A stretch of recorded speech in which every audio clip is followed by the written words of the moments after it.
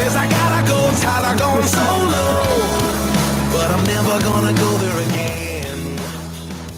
This is what it is, this is who I am, this is where I finally take my stand. Didn't want to fall, but I don't have to go. I'm not the one with two star hands, giving him the best of everything that's left of the life inside this man. I've been born again. Good morning, everyone.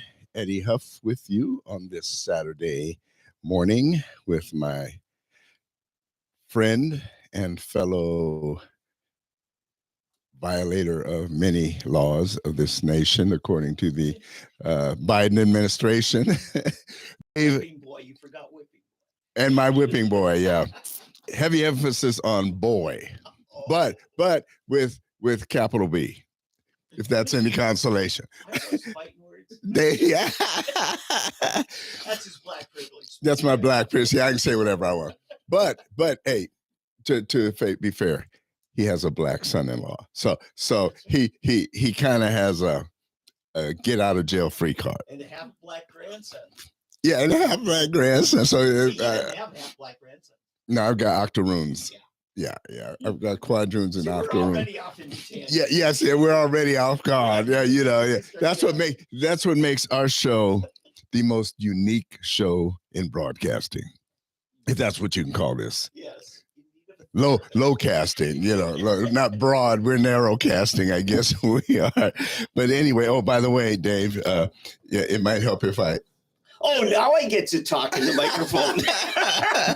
Oh, man. Yeah, we're starting off right today, people. Hey, Eddie Huff, Dave Van Risingham, and we have a special guest to show how broad our net really is, our expense. We have our dear friend from St. Louis, Missouri, my dear friend and colleague that I've grown to know over several years, and we'll get more into his story, but my dear friend, Kariem Haqq.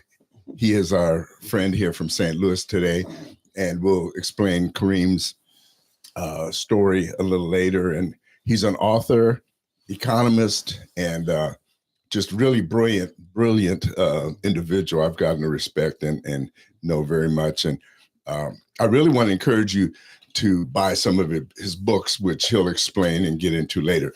But first, we want to get into some of our news of the week. Great. But so let's see. Well, before we get to the State of the Union, or what some are labeling the rage of the Union. Rage of the geezer? The geezer, rage of the State of the geezer. Now, Joe Biden went nuts this weekend, but I want to read a couple of things and get into a couple of things that I pulled off the thing. This is where conservatives are lagging. The left has figured out how to use government funds for their purposes. Mm-hmm. And conservatives have not figured this out. We have got to get smart enough to figure out how to use other people's money. And once we do that, we will, I think, be able to get ahead of the game because we're smarter than them in ideas. They seem to be smarter at the con game. They're smart at being able to take advantage of the ignorance of people. Except that my libertarian friends say, then we'll go bankrupt twice as fast. Well, but listen to this, okay? An activist group in California has paid nearly 100 public high schoolers $1,400 each to learn how to fight for racial and social justice. The Free Press is learned. By the way, this is a new site I've come upon. It's called the Free Press. Just Free Press, huh? Just the Free Press. And the what I was telling Kariem earlier about the Free Press, it's really a pretty cool site. It's different. It's not your conservative website. What the Free Press is a conglomerate of progressive, actually, or liberal writers that are true liberals. These are people that have gotten fed up with the left. Yeah, their tagline is "Think for yourself." Yeah, What do you know? Novel idea. I know. These are what true classic liberals from your 60s liberal. Yes. The ones who didn't buy the media. Mhm. So fed up with the mainstream media that they've now left. So anyway, so that's who's doing this. It's the Free Press. Mhm. And this article, this is one of them. I've got another one that I want to get into. But anyway, so the Free Press has found out that this Long Beach Unified School District in California for social justice from 2019 to 2023 has been getting $2 million to facilitate equity and leadership development training for students and teachers. Mhm. In addition to student stipends, the contract also allocated a total of $20,200 to 13 parents for participating in the group's programs. Yeah. Starting from December 2019 till now, Long Beach Unified School District south of Los Angeles has paid at least 78 students a total of nearly $100,000 for participating in a club run by the organization known as CFJ. Yeah. The most recent contract runs until June 2024. CFJ boasts on its sites to have trained hundreds of youths of color in Long Beach to be community leaders and organizers. In Long Beach, the group successfully advocated for implementing restorative justice practices across the district's 84 schools, according to the site. In 2021, for example, CFJ implemented 3 student-led professional development training sessions in the district's high schools, which cost the district $25,000, according to the contracts. During these trainings, students were encouraged to school their own teachers on topics like implicit bias, the student voice, and anti-Black racism. So, did you catch that last sentence? They were trained to school their teachers. The kids are teaching the teachers how to teach and fight social justice and anti-Black racism. So, this is how we have to wake up. Mhm. This is what's going on in our schools. In the meantime, in Oklahoma, this is going on at a different level. This is why they're trying to get rid of Ryan Walters, Mhm. because Ryan Walters is fighting this type of thing happening Yes. in our Oklahoma schools. He's exposing it, Mhm. the same type of thing. And yet we have so-called conservative parents that don't want to support Ryan Walters or won't. They'll sit back and watch this and let him get beaten and bludgeoned in the media and in the press without coming to his aid. You probably have the same thing going on in St. Louis, in Missouri, and Kansas, where conservative people, conservative justice warriors are getting pummeled without any support, without any help. Yeah. And pastors in particular, I get so upset when I hear pastor week after week preaching about, how many people got saved, how many people got baptized, how many people did this, how much did what we did, and how much we're building this, we're building that. And you got kids being subjected to all this crap day in and day out. And they leave home, go to college, go wherever, and this is what really is going to affect them long term. Yeah. This is why young people don't believe in God. This is why young people are getting abortions. This is why young people aren't getting married and are shacking up. This is why young people don't believe that the life of the unborn is really a life. Yep. These are the things that are really important. Yeah, they're the enlightened, and they've been, indoctrinated with college degrees to back it up. That's the problem in that. Yeah. It's our secular education system. Yeah. Yep.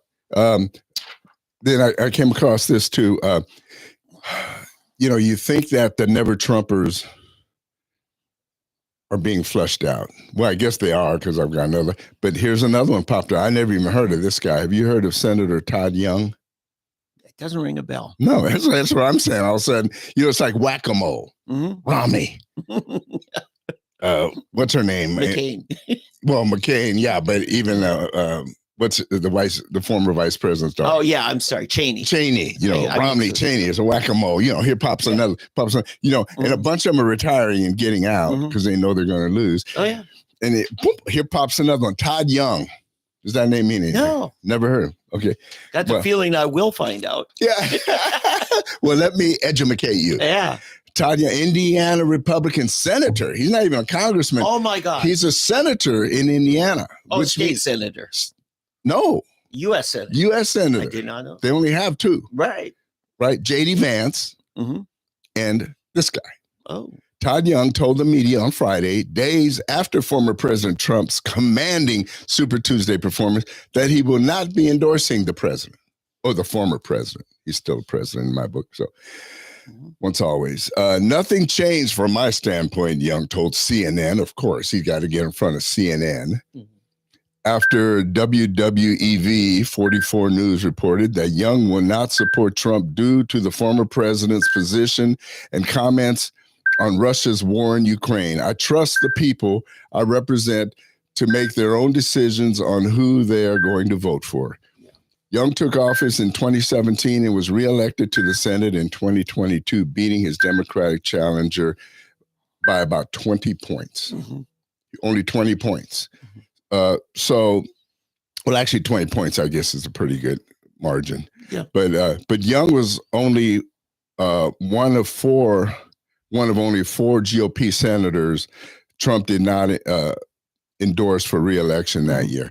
So Trump didn't, and now you see why. I don't think he endorsed at all in that race, to be clear. Well, no, it says he was only one of four that Trump. That's what I'm saying. In that race, Trump did not endorse in that Senate race. Right. Yeah.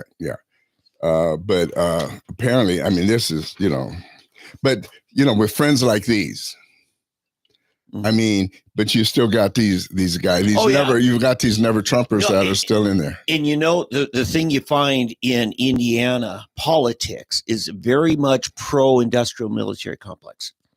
Pence, he's one of the worst. Yeah. Totally funded by it. That's true. My oldest son happens to be really tight with his former chief of staff and has given me a lot of insight and information on that. And now even my son is repudiating that. Trump?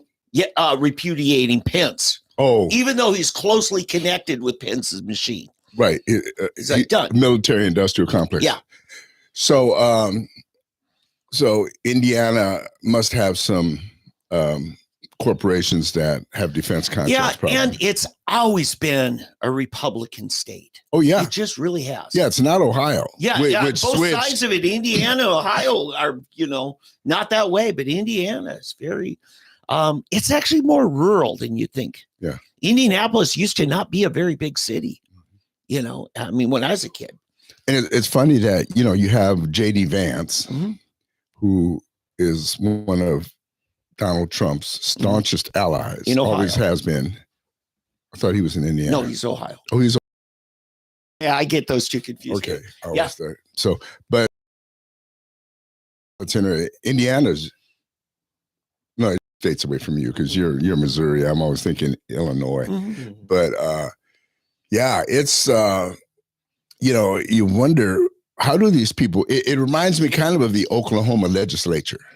Yeah. Because I think what let me just take a little sidebar here. Sidebar? Rabbit. You used to call them chasing rabbits. Squirrels. Yeah. No, what I think has happened in Oklahoma, and we're probably nationally in certain states, you have people that were officially Democrats at one point who realize they can't win as Democrats. So they switch or become Republicans at an early age, but inside there's still the rhinos, Republicans in name only, Republicans in name only. Okay. And because they feel, okay, I can win now as a Republican, but I can then still do my thing as a Democrat. My position wise, I can either thwart the Republicans or push forward my democratic social agenda. Sound like Haley or somebody. Right, exactly. And so this is what I think happening, and I think that's what you've got here. And in several states, that's what's going on. And this is what we have to fight. That's why you have to be careful of who you're voting for, not just vote in the primary. Primaries are so important to really know who you're voting for and what their position is before you. I can give you a name. Ken Luttrell was a Democrat member of the legislature in Oklahoma. Then left, worked in this private sector, and then ran again as a Republican, and now is in leadership in the Republican legislature. See, there you go. Ken Luttrell, he's the poster boy. Yeah, and there's others. Yeah. Oh, yeah. But it's kind of funny because when we were so staunchly Democrat controlled, there were a lot of very, very conservative Democrats. Yeah. Right. Yeah. So anyway, remember that name, Todd Young. If you know people in Indiana, if you see people, give money to the conservative. Yeah. Get rid of this guy. Get somebody, some true Republican. And I want to cover one more thing here before we get into some more other current stuff. A lot of people, I mean, unless you're born under a rock, but most Americans that are over 40 in particular will remember Martin Luther King Jr.'s I Have a Dream speech. The famous speech, I Have a Dream. And people don't realize that he did not write this speech. Okay. This speech was written by a man named Bayard Rustin. How about that? Bayard Rustin. Bayard Rustin was a very intelligent Black man. He was friends with MLK's grandfather. Yeah. Rustin was basically a communist. And as was Obama's grandpa. Yeah. And Rustin was something else. He was a homosexual. Okay. He was gay, as they say. So Bayard could not deliver the speech. He couldn't step forward and let it be known that he was involved in this because, in the demo. So what they did, and in the Black community back in that day, the Black community was very anti-gay. Yes, culturally very conservative. Right. Even though homosexuality was pretty rampant even back then still in the Black community, but it was, as they say, on the down low. And so, but anyway, Bayard Rustin was the guy who wrote the I Dream of Jeannie.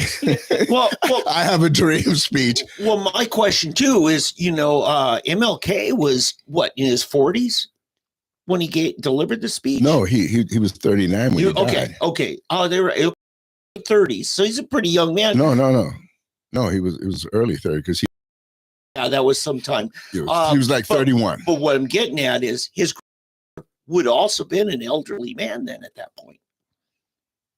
Well, wait. We're talking about two different people. You're talking about, wait a minute. He was Obama's. Okay, slow down, Dave. Was friends with his grandpa. I'm sorry. That's was friend with Obama's granddad. Bayard Rustin? Was Obama's grandpa's friend. Okay. See, we're talking two different. Yeah. Yes. Okay, so Bayard was a contemporary as far as age and generation to MLK. He was older.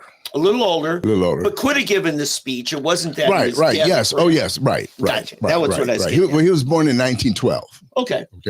So yeah, he was a bit older. But anyway, but here's the interesting thing, and this again is from the Free Press, which is interesting. It's written by a man Coleman Hughes in the Free Press. Now, this is from an essay Bayard Rustin wrote in 1965 Well, that would have been after the speech, Okay. a few years after. But he saw what was coming. It was almost prophetic. In fact, the title of the article is "The Prophet Bayard Rustin."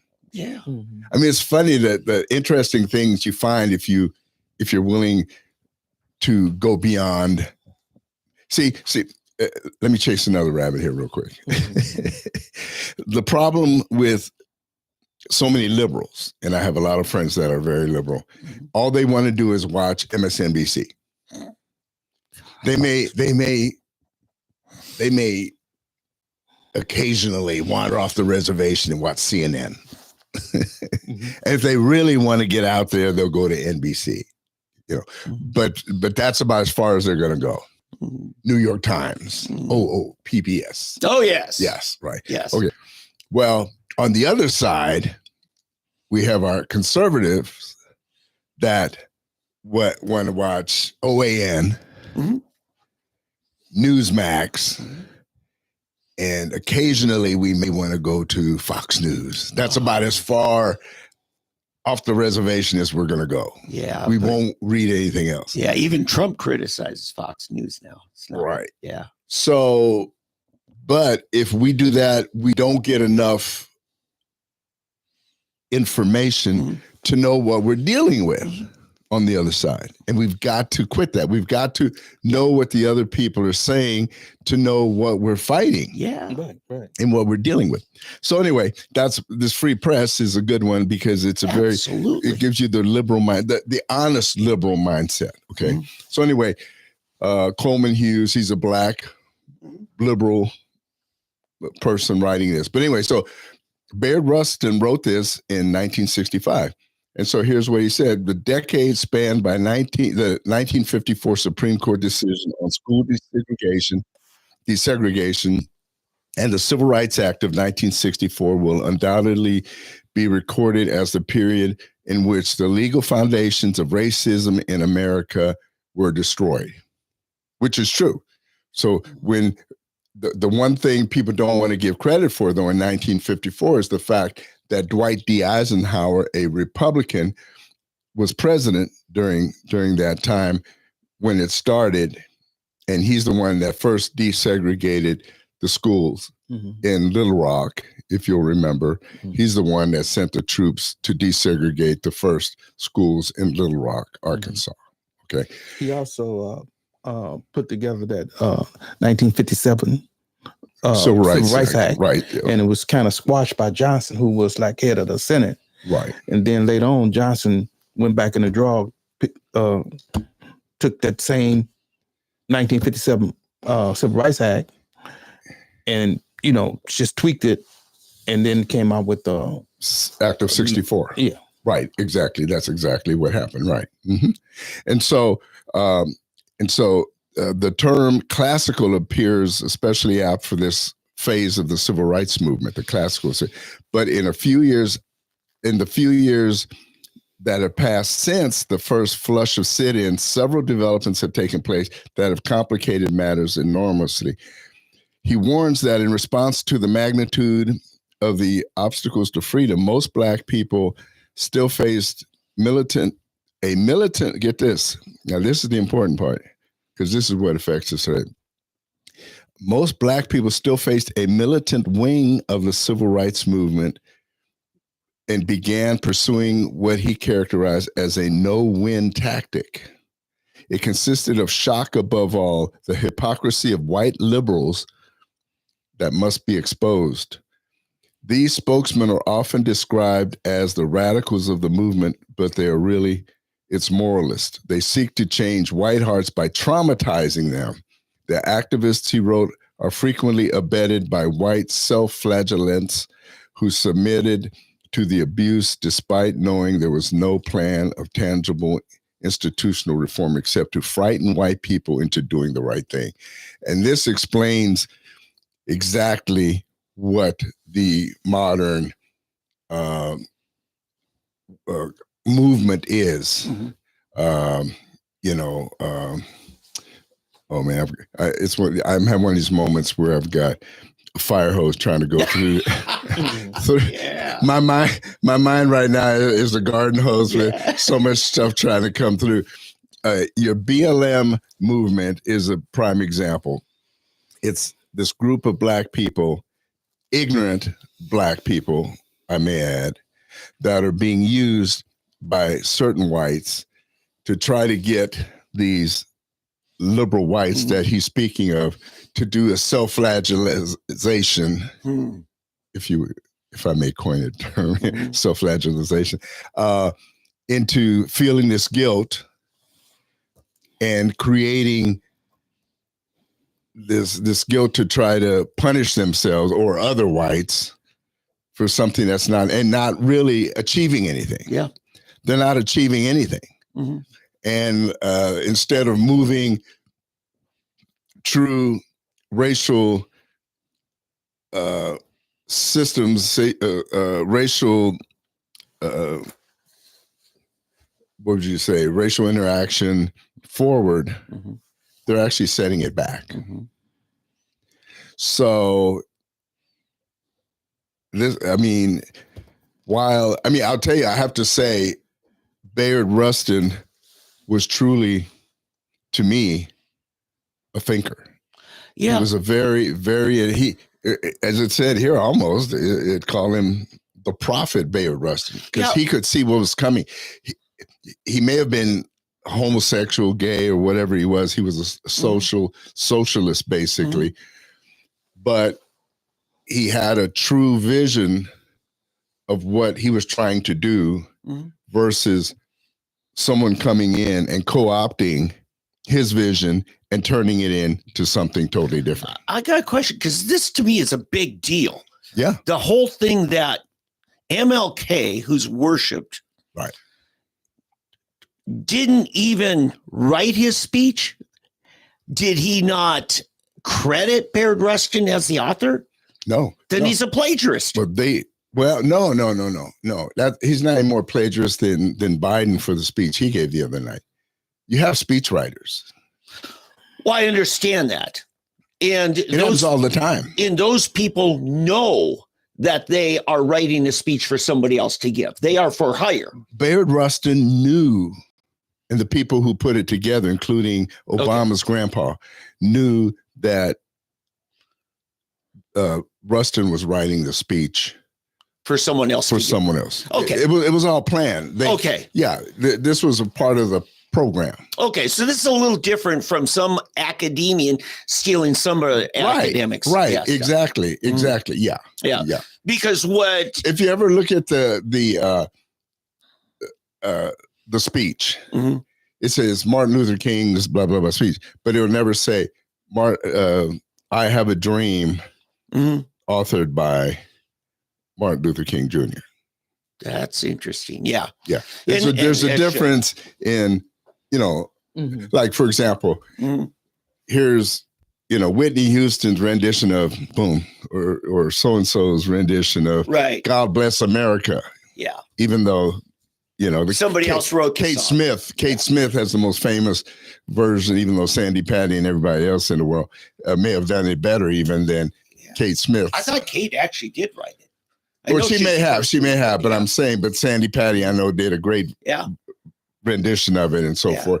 So Star Spangled Banner, Jimi Hendrix version, So it was one of those things. Yeah. But so these are the type of things. But anyway, I thought is a great article explaining that even this guy saw what was happening, that the civil rights movement was being co-opted by radical whites, taking it into a whole another direction from where it should be. Right. And it was not going to turn out how he probably would have wanted to see it. In the speech you never, ever want to hear today is Malcolm X telling blacks, your biggest enemy is the white liberal. And that's what he said. The hypocrisy of white liberals must be exposed. Yeah. That's what, and Malcolm X was one of the ones who was trying to expose it, and they killed him for it. I think him and Bayard Rustin had a debate one time. Who, Malcolm? They may have. I don't know. Yeah, I think you could put Google that. I think they had a debate. That would be delicious to listen to. Yeah. Mm-hmm. So anyway, let's see what else we have. I guess dueling. Oh yeah, just a quick little thing I'll throw out there, and I'll turn it over to you before we get to our guest. Yeah. We have dueling presidential gatherings today. Mm-hmm. Donald Trump is in Rome, Georgia, Mm-hmm. and then President Biden is in Atlanta. Mm-hmm. So it's going to be funny because Biden will be at some black church in the black gathering, to get all the homies together. Mm-hmm. And then, of course, Trump will be at some, white gathering. Yeah. And it'll be promoted or shown as, Biden, the friend to the black man, and Trump with his white on, Oh, yeah. This is how everything is always. It's the urban-rural divide. Yeah, Yeah. exactly. Which is kind of a sad thing that's what it's come to. That's how it's being positioned. Where Biden has a serious black problem because of his immigrant stance. That's creating a problem. Yeah. So anyway, He's got a union problem too. Union, Yeah. he's got rural white problem. He's got problems. Yeah. The only thing he really has, which I'll skip over my next thing, is the whole abortion thing. Mm-hmm.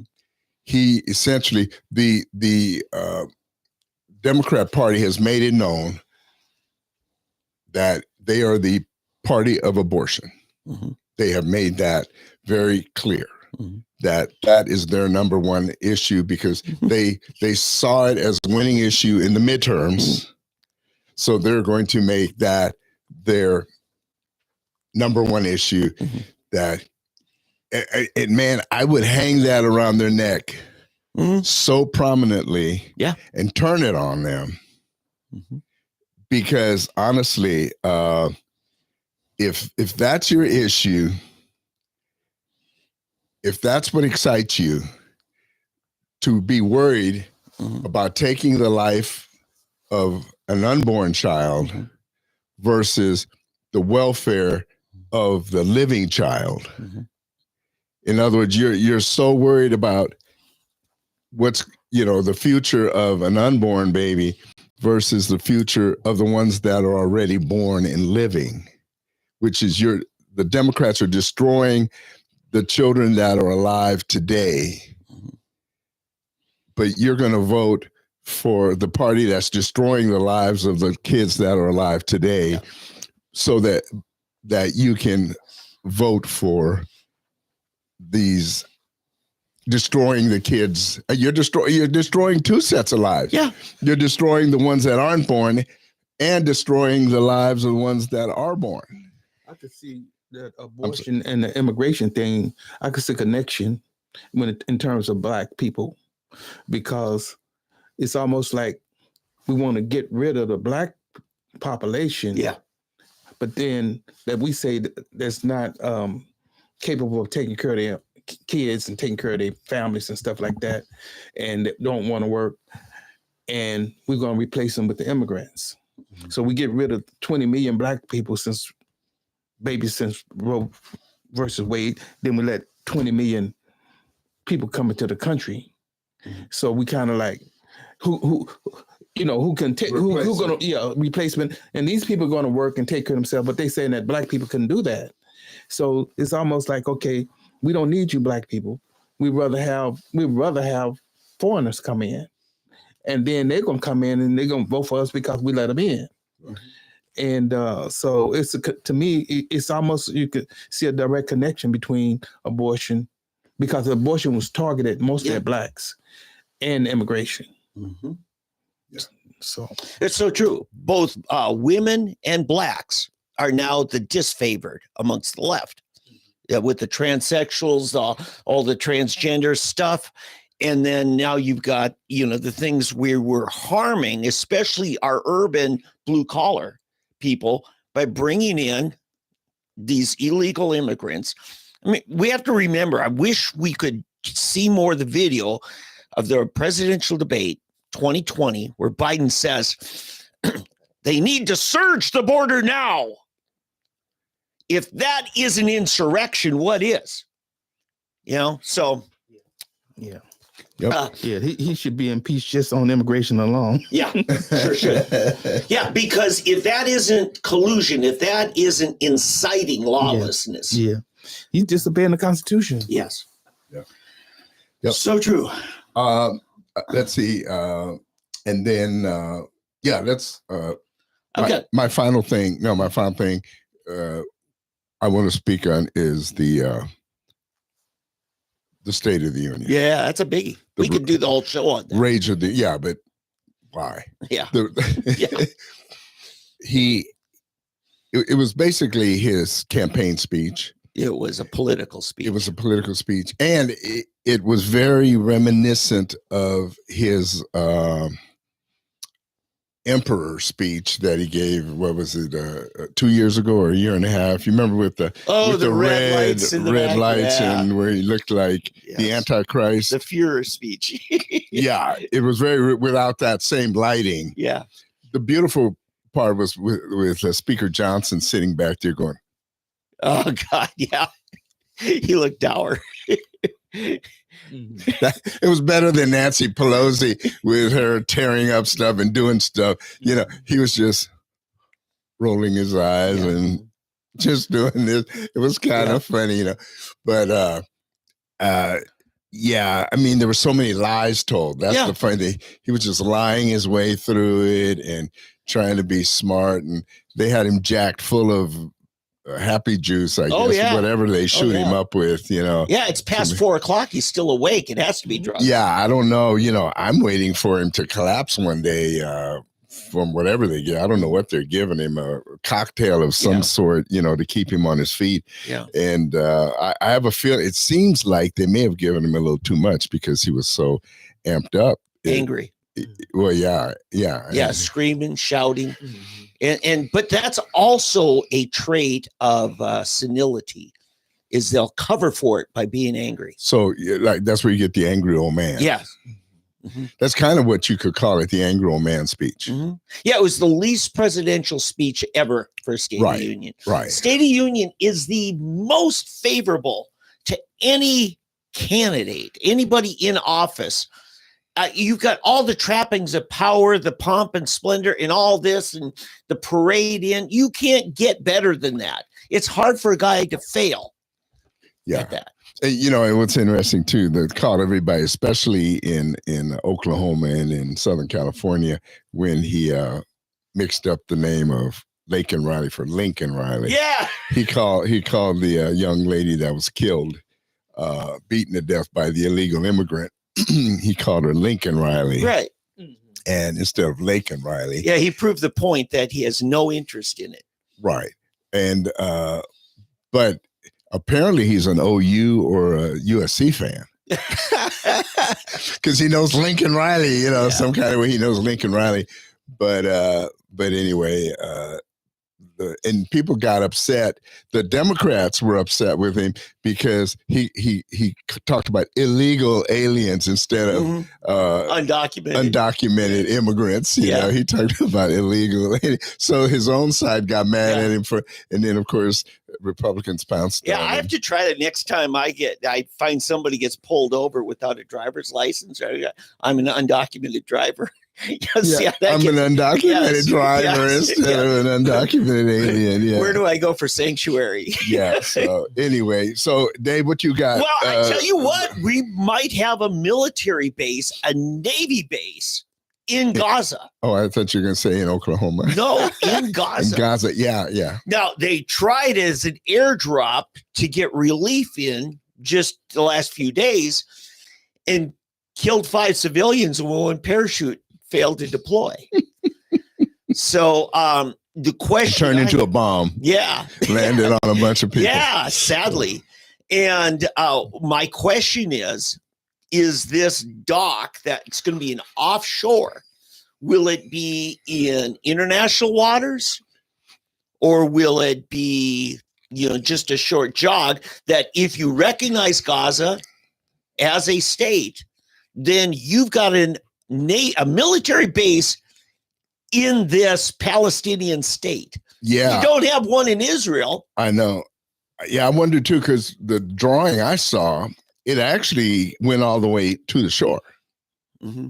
I saw a concept of drawing of it, and the dock went all the way to the shore. Yeah.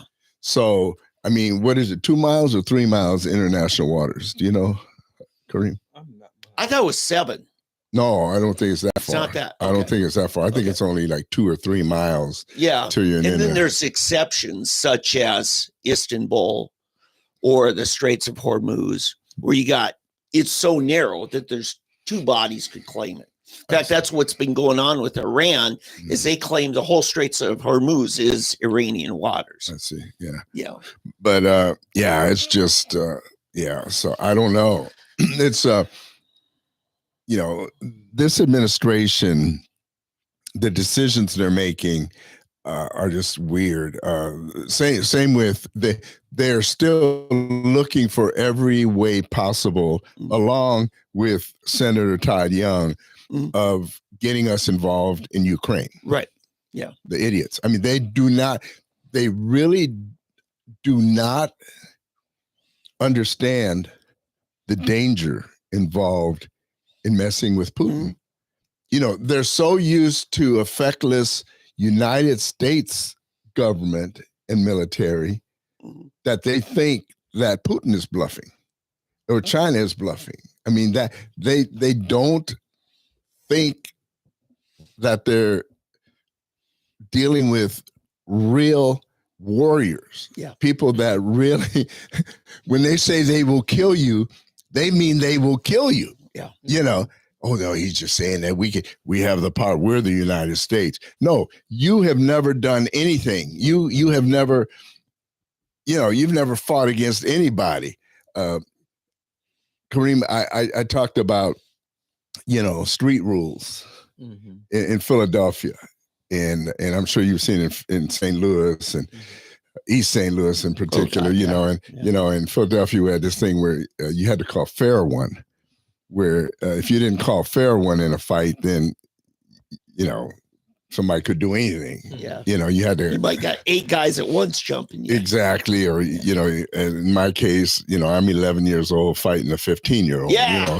You know, and so it was just, but these people think that everybody's supposed to fight. But that's how we ended up losing Vietnam. We were fighting a fair one. And to them, there is no such thing as a fair one. It's, you win at any cost. It's just winner and loser. Yeah. You know, There and are no however rules. no rules. It's like the WWE. Yeah. You pick up a chair, you know, you pick up the next person to you, you throw them out of the ring, whatever, jump up on the top and flip on. I mean, whatever it takes to win, that's what you do. Well, it's worse in WWE because at least Vince McMahon can keep things in order. I guess. But anyway, so I don't know. It's gotten to a point where we're in some serious problems with. So I got a couple other things, and I'll try to go through these really Yeah. fast. Viktor Orban, Prime Minister of Hungary, has been in the United States here this week. I know Steve Bannon, I guess, had a meeting with him, and yesterday he was down in Mar-a-Lago, Trump. So my question here is, are you going to start seeing an alliance of nationalistic states who are anti-globalist? They aren't against each other, much like what Trump said when he got elected. You know, it's in the best interest of each of us to make our own nation strong. Right. And not necessarily at the expense of anybody else. No. But Trump said, I'm looking out for America's interest here. That's why he renegotiated so many of those treaties successfully. Yeah. You know, so it's interesting to see what's going to happen here. Yeah, you would have Argentina, the new president of Argentina, El Salvador, the new El Salvadoran president. You would have Viktor Orban, the president of Brazil, the former president. I can't remember his name. President. Yeah, but he's kind of in exile now. If not, he was in Broken Arrow not long ago. Wow. Yeah, but I know his son's been around the States a lot. And so Netherlands has some leaders. Yeah. but yeah, if you can form this new alliance of leaders that's saying, sorry, socialists, we're no longer playing your game, Mm-hmm. and create this new alliance and have them become strong. Mm-hmm. Because the economy, here's this is right up your alley, Kariem. It's the economies of these Hungary. Mm-hmm. Their economy is strong. They're doing Argentina. Their economy is now totally turned 180 degrees. Mm-hmm. I mean, it's got a long way to go because it was so messed up. Yeah. El Salvador, you see their economy turn around. You see Netherlands become strong again within Europe. If you start seeing these economies start growing and they're becoming the stronger economies, say Netherlands, as small as it is, when I was there were only 14 million people. I mean, there were less people there than are in New York City or in LA. But that becomes the strongest economy in Europe. Yeah. Somebody's going to say, whoa, time out here. What, they're doing something that we're not doing over here. Yeah. It's time to kick, Angela Merkel's gang out. And I know she's no longer the leader, but whoever followed her, we've got to get them out. We've got to get somebody like that. It can start being a ripple. The woman, the lady in Italy. Yes, there's another She's another one, but if this starts happening, we can reverse the tide. And that is what will send Putin a message. Yeah. That it's these strong economies that can strangle him. You know what? I would say more those strong nationalistic economies, anti-globalism, are more of a friend to him, or at least not a threat to him. That's what I mean to say. Well, right. But it will strangle him economically. It would. It will strangle him economically, but say to him, we are not a threat to you militarily, but we're a threat economically. It's a carrot and a stick. Right. Much like what he tried to say to the North Korean dictator. So, we could really help you develop North Korea into a beautiful place. Remember the video? He started his first summit meeting with them. And, so it's, and I think it takes both of that, the good cop, bad cop kind of thing. But also, and by the way, I don't know if you've heard this, but there's reports, sightings of British soldiers on the ground in Ukraine now. Well, it could be. It could be. Yeah. They're just stupid. Yeah. I mean, they're just pushing it. It's like the kid with, the Three Stooges thing. Mm-hmm. I dare you to cross that line. Yeah. I dare you to cross that. Orban spoke. That's why I first found out he's in the country. He said, there is no longer a winning strategy for either side in a military conflict here. This needs to stop and go to the conference table and work out a solution so that we can at least have peace, in Eastern Europe. Because, Moscow's actually in Europe, technically, the geologists would tell you.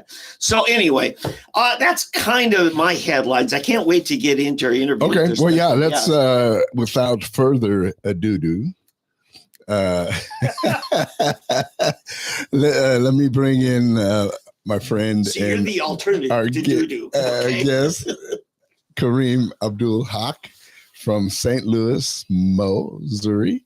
And Kariem, welcome to Tulsa again. You've been here before, but welcome to our show, Fresh Black Coffee, to hopefully wake people up and to some of the perils of what's going on in our country. So first of all, Kariem, let me say a little bit here, which is something that makes you a little bit unusual. Kariem is black and he is Muslim, but he's not a black Muslim. Now that may sound strange. That sounds like a fun conversation. Yeah. What's traditionally known as a black Muslim is a member of the Nation of Islam. Kariem is not a member of the Nation of Islam. He's a traditional Muslim. Am I correct? Correct. Thank you. And so this is what makes him different from your typical black Muslim. So he is a member of the actual Islamic faith, but at the same time, and being black, he is a conservative and a staunch conservative. He has invited me. We became friends several years ago and have communicated online. And when he's come to Tulsa, we've met together. And then he invited me. He had a conservative gathering back in, when was that? In January? Or was it December? December. In December, he invited me to come to St. Louis and take part in this.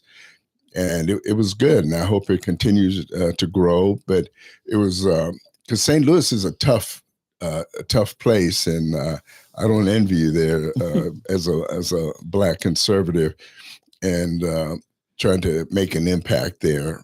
But I actually thought it went very well for a first try. I hope it continues to grow and that you were encouraged by it. And you had another friend of ours from Chicago come down, Eric Wallace, Dr. Eric Wallace.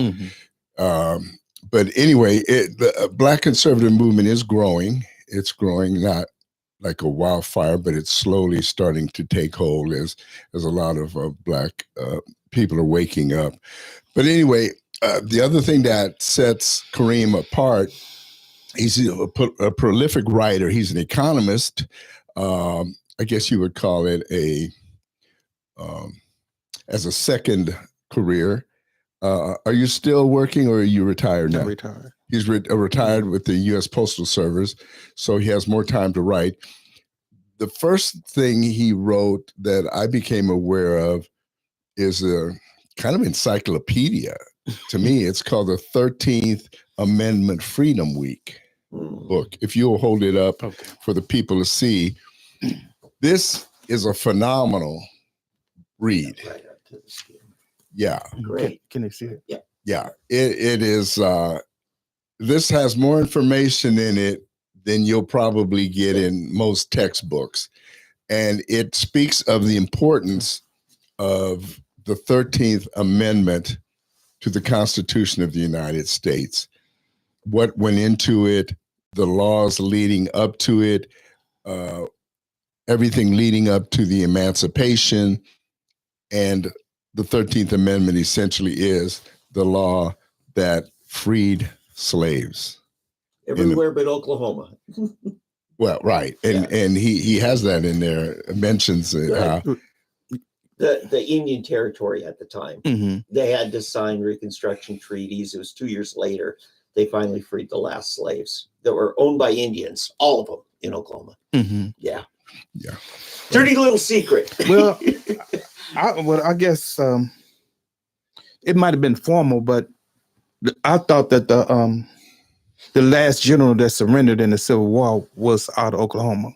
He was right. But that was hostility stopping. But the actual emancipation had to come through Reconstruction treaties because this was autonomous Indian Territory under U.S. protectorate. But interesting deal.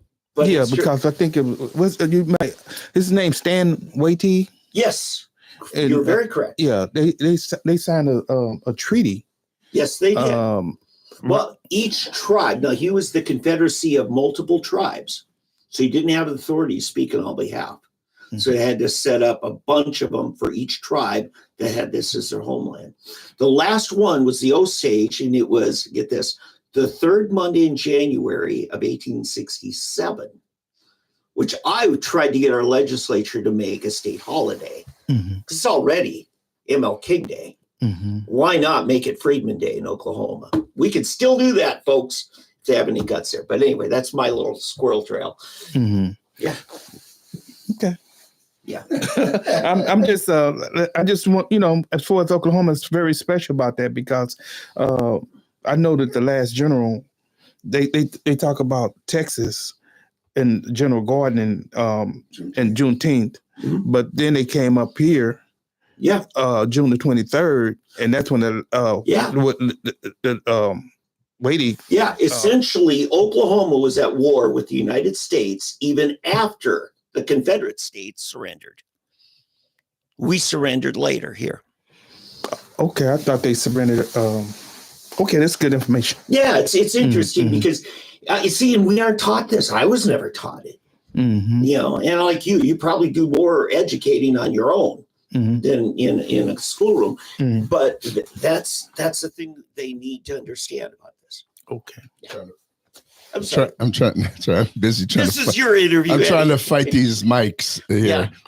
In any event, we were talking about the 13th Amendment Freedom Week, Yeah. and it's a very incredible book. A lot that I didn't understand, Kariem, was the fact that your book essentially shows that it was the intent all along when they signed the Declaration of Independence. Mm-hmm. You can see a pattern in there that shows the intent was to free the slaves right from the beginning with the various, I call them not booby traps, but what would you call them?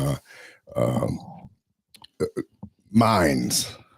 Okay. To go off at different times, Mm-hmm. you know, like the setting it up to where in what was it, 1806. 1806 is when they said the law where we could no longer import. 1808. Was it 1808? 20 years after the Constitution was ratified.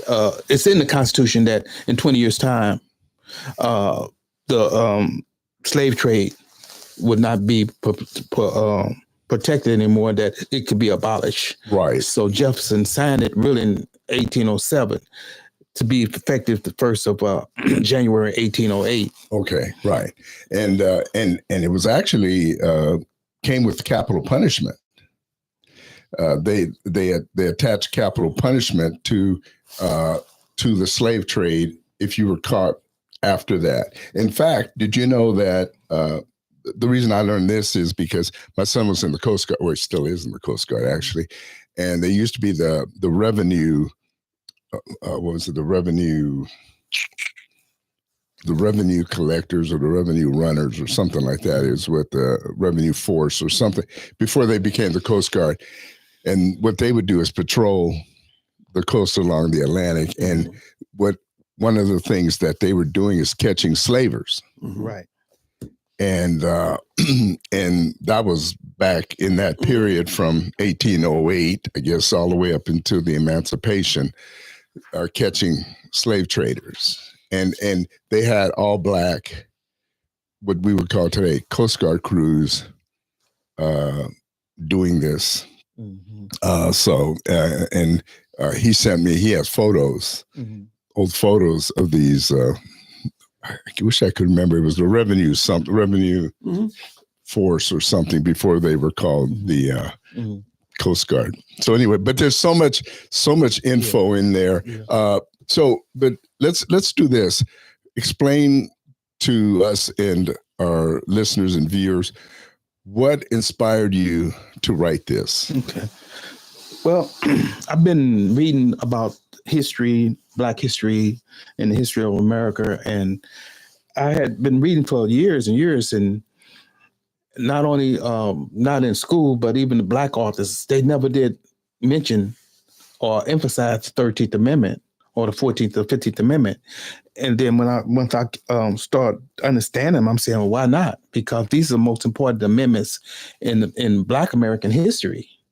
The 13th, the 14th, the 15th amendments put in the Constitution, they are the most important because the 13th gave us our freedom, the 14th gave us citizenship, and the 15th gave us the right to vote. And everything, the progress we've been making since that time, right after the Civil War, has been based upon those three amendments. And so I'm saying we should know those more than almost anything else, because that's our foundation. That's what we've been building on. And so the 13th Amendment, most of the Black people I talked to, they didn't know what the 13th Amendment was, or the 14th or the 15th. And they put in the Constitution specifically for Black people because white people didn't need them during that time. White people was already free. White people was already citizens, and white people was already can vote. But it was put in by the Republican Party, and that's why I don't know why the Republican Party don't want to even mention them. But but they should be known, and Black people should understand it. They be wanting to talk about, they want to know their history. Well, why I just started seeing that most of the history being taught was all the negative stuff. It's almost like a brainwashing, just trying to just reinforce this victimization mentality. That's all they want to do. Just talk about all the bad stuff that happened. Yeah, this happened. They go research and find other stuff, bad stuff that happened, but they won't talk about the good stuff because they want the Black people to stay in this victimization. Victim. Yeah. And because you can control the victim, because the victim is now, once you get that victimization mentality, a victim, way a victim thinks and behaves is a little bit different. I mean, they're always, being angry or being looking for some type of excuse for their whatever they're not doing. They start getting to a point where they want some kind of revenge or somebody owe them something. It's always like or excuse for not making progress. But doesn't it also foster perpetual defeatism? Yeah, right. Booker T had to deal with that. Yeah, because that's what a victim. I mean, the type of history they teach now, and they're trying to put more of it into school with this what they call it. Critical race theory. Oh yes, they just want to just continue to make Black people think that we victim, because then we can turn around and just spew out anger and hate and everything. Say, well, I'm justified. Mm-hmm. Nobody checks us. We just justify whether right or wrong. This happened to back in slavery, and as long as you keep that victimization mentality, you're not gonna really make the progress. You can't free yourself to really be an independent thinker and move on out into to what you need to do, because all you can sit back is looking for reparations or somebody to give you something, but it just don't work like that. So when I start seeing stuff like that, I say, well, and I'm talking with people every day, and I'm getting into arguments and debates, and I say, well, let me just write it, because I can't, put it in a book, and maybe I can reach more people. Mm-hmm. Because these amendments are too important for us to not know about, especially in the Black community. So when I start studying it, I start seeing more and more things that is connected with that, like, and it traced it all the way back to the Declaration of Independence, mm-hmm. because now I'm studying the whole abolitionist movement, how it started with the Declaration of Independence, and how it moved on up and culminated until the 13th Amendment. But then I had to put in a book and explain it to people. This is the type of history we should be learning. Yeah. We should be learning the good stuff, and because you got Blacks who want to say that the Declaration of Independence, we shouldn't even honor that, blah, blah, blah. But the Declaration of Independence was the beginning of our freedom. The Declaration of Independence, America had been up under Great Britain for almost 160 years, from 1619. All the way up until the Declaration of Independence. Then they had to fight the war, about 7 or 8 years, and to win. But so that's the only time that the colonies were able to start breaking away and getting rid of slavery, once they declared themselves free from Great Britain. Because in 1776, when the Declaration of Independence, less than 1 year later, Vermont was the first. It was a Commonwealth, but it said we're not going to have slavery in Vermont.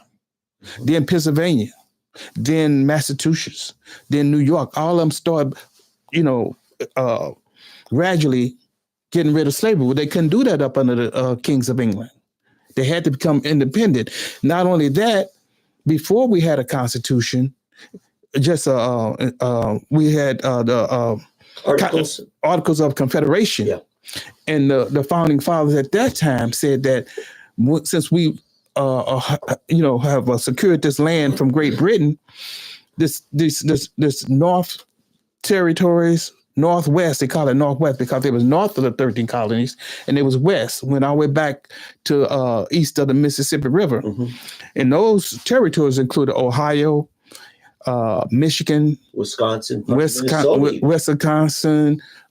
Indianapolis, Indiana, mm-hmm. Illinois, mm-hmm. and parts of Minnesota. if it was east of the Mississippi River. Yep. It's saying that in those Northwest territories, if they ever want to become states, slavery would not be allowed. So this was before we had a constitution. This was, the founding fathers, they said that this is the vision. We would love to get rid of it, but it's been imposed on us for 106 years. We can't do it overnight in the colonies, but these new territories, absolutely not. And then on top of that, they started gradually abolishing slavery in their own territories, but it didn't happen overnight. So a lot of Black people don't understand that slavery had been around since the beginning of time almost. And yeah, we had slavery and it was really bad, but we could see that right there is the beginning of almost the end of slavery, because America was the first country that actually started doing something like that. The founding fathers. Let me ask you this though. So we are the first ones that started in 1776. Okay, moving towards it, but we have Wilberforce in England because they actually passed it in 1806, I believe, in England, where they abolished slavery in England. But this was before that. Well, yeah, but we still officially had it until 1865. Right. We down England also abolished slavery in the islands in the 1830s.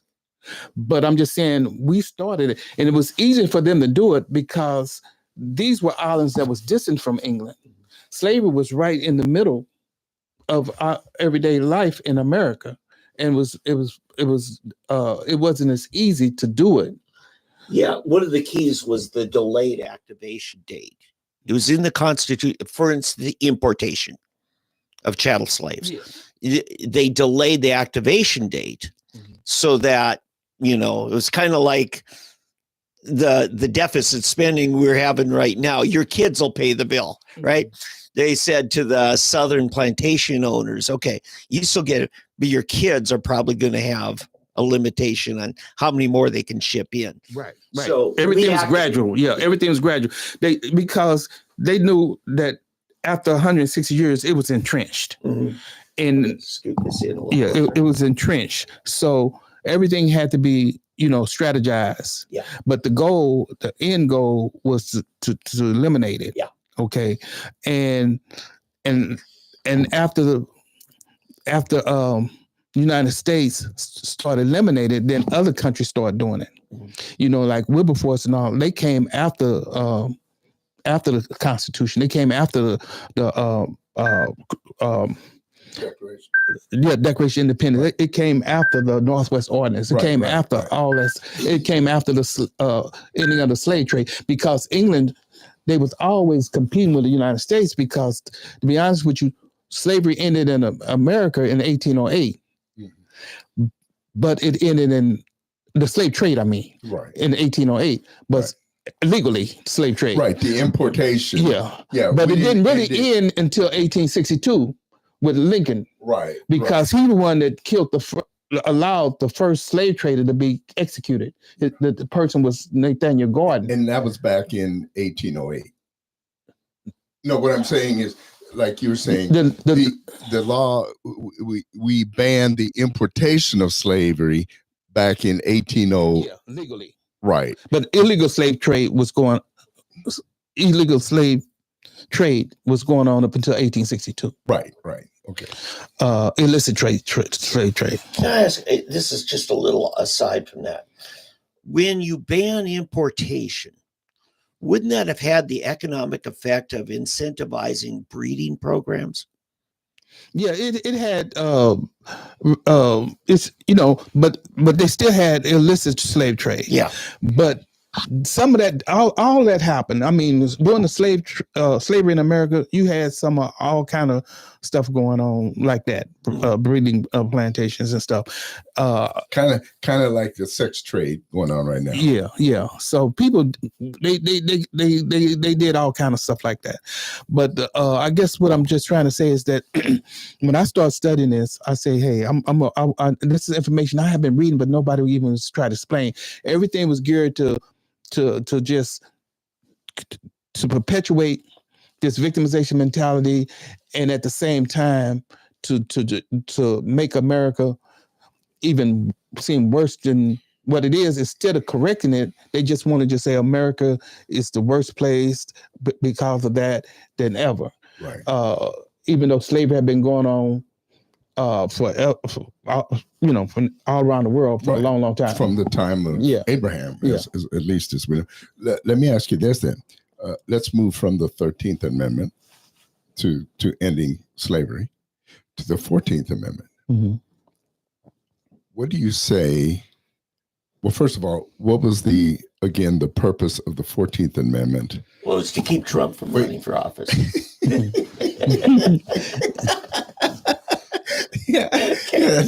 That's about as good as any other explanation. But the real, explain the original and true purpose of the 14th Amendment, because it's kind of like a grab bag of amendments that people have just kind of thrown anything in there, just it fits anything we want it to be. Well, yeah, the 14th Amendment,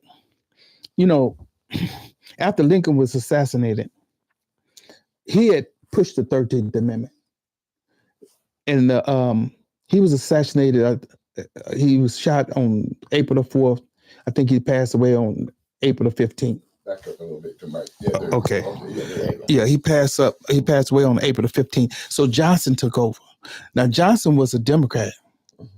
And that's the way they did it back then. But Johnson was a Democrat, and he didn't favor all the stuff that the Republicans were doing. That's why he got rid of the 40 acres and a mule and of Treatments Bureau. And he really attacked the 14th Amendment. He didn't want to 13th or the 14th? 14th. He couldn't stop the 13th. Okay. The 13th was right, so what was let's go back to the 14th. Okay. What was the purpose of the 14th? The 14th Amendment was to give Black people citizenship and due process of law. Because see what happened, the Klan had been started by the ex-Democrat Southern general military people, and they would go and they would terrorize and hang people and do stuff without any type of due process, without any type of laws or anything. So you see in the 14th Amendment that, hey, you just can't do that. You got to have some due process. You got, whatever that needs to be. And not only that, it's a lot of things in that 14th Amendment. And this is where they're saying that the people, after the war was over with, a lot of the people that pledged, the officers and that pledged support and allegiance to the Constitution and everything, since they rebelled against it, they wouldn't be able to hold office and stuff like that. And that's what they were trying to put mix that up with Trump. But the 14th, it was mainly about giving Black people citizenship and due process of law. So that was the express purpose, wasn't it, to give Black people citizenship?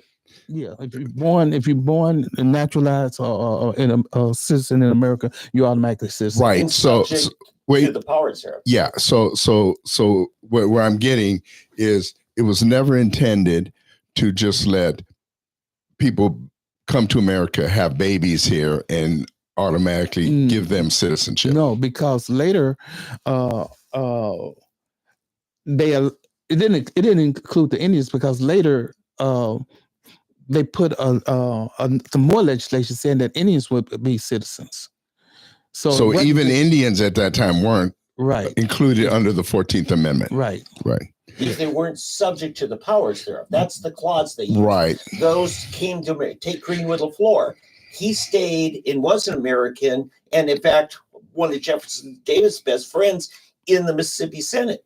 Mhm. And he was the head of the Choctaw Nation, but he gave that up when he said, "I'm not going to Oklahoma with the rest of you Choctaws." Mhm. Right. So- But- Okay. right. To keep the thought. And diplomats, they immune from that. Right. When the people come over here, they Right. Or- What I'm specifically getting at, though, is what's happening. So, for example, right now we've immigration got thing, these right. millions of immigrants coming in, illegal aliens, I'll call them. They're coming in. And of course, if we've had 10 million come in, out of the 10 million, say 5 million are fertile women, and they have babies now, Mhm. and they all will have at least, say, one. So, which means we'll have 5 million more. Mhm. And so then they will claim that those children are citizens, and then Anchor babies. anchor babies. And because of that, then their mothers and Mhm. relatives will all have a key to getting into America. The 14th Amendment was never intended for that. Mm-mm. Right.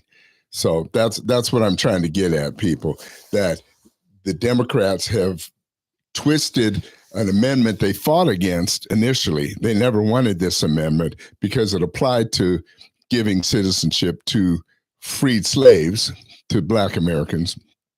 And now they've taken that same amendment and twisted it to another purpose, to give them power again by numbers. And that's the whole reason that they're fighting so hard for these things, to give them numbers, votes, and just power in numbers. Okay. All right. So 15th Amendment, what is the purpose of the 15th Amendment? Well, the 15th Amendment was to give Black men a right to vote.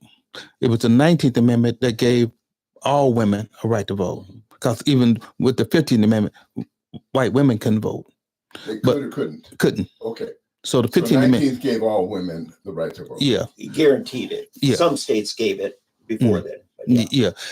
yeah. And even before the 13th Amendment and before the 14th Amendment, some states allowed freedom, before the 13th Amendment. Right. But this was the Constitution. It was all put in the Constitution for the whole land. To guarantee. Yeah, and some people allow some blacks to vote, and be citizens of certain states. Some states was more advanced, but it wasn't nationwide. So the Republicans put that in there for Black people, the 13th, 14th, 15th, and then the Democrats, especially the ones in the South, fought against it for almost 100 years, up until the 1960s.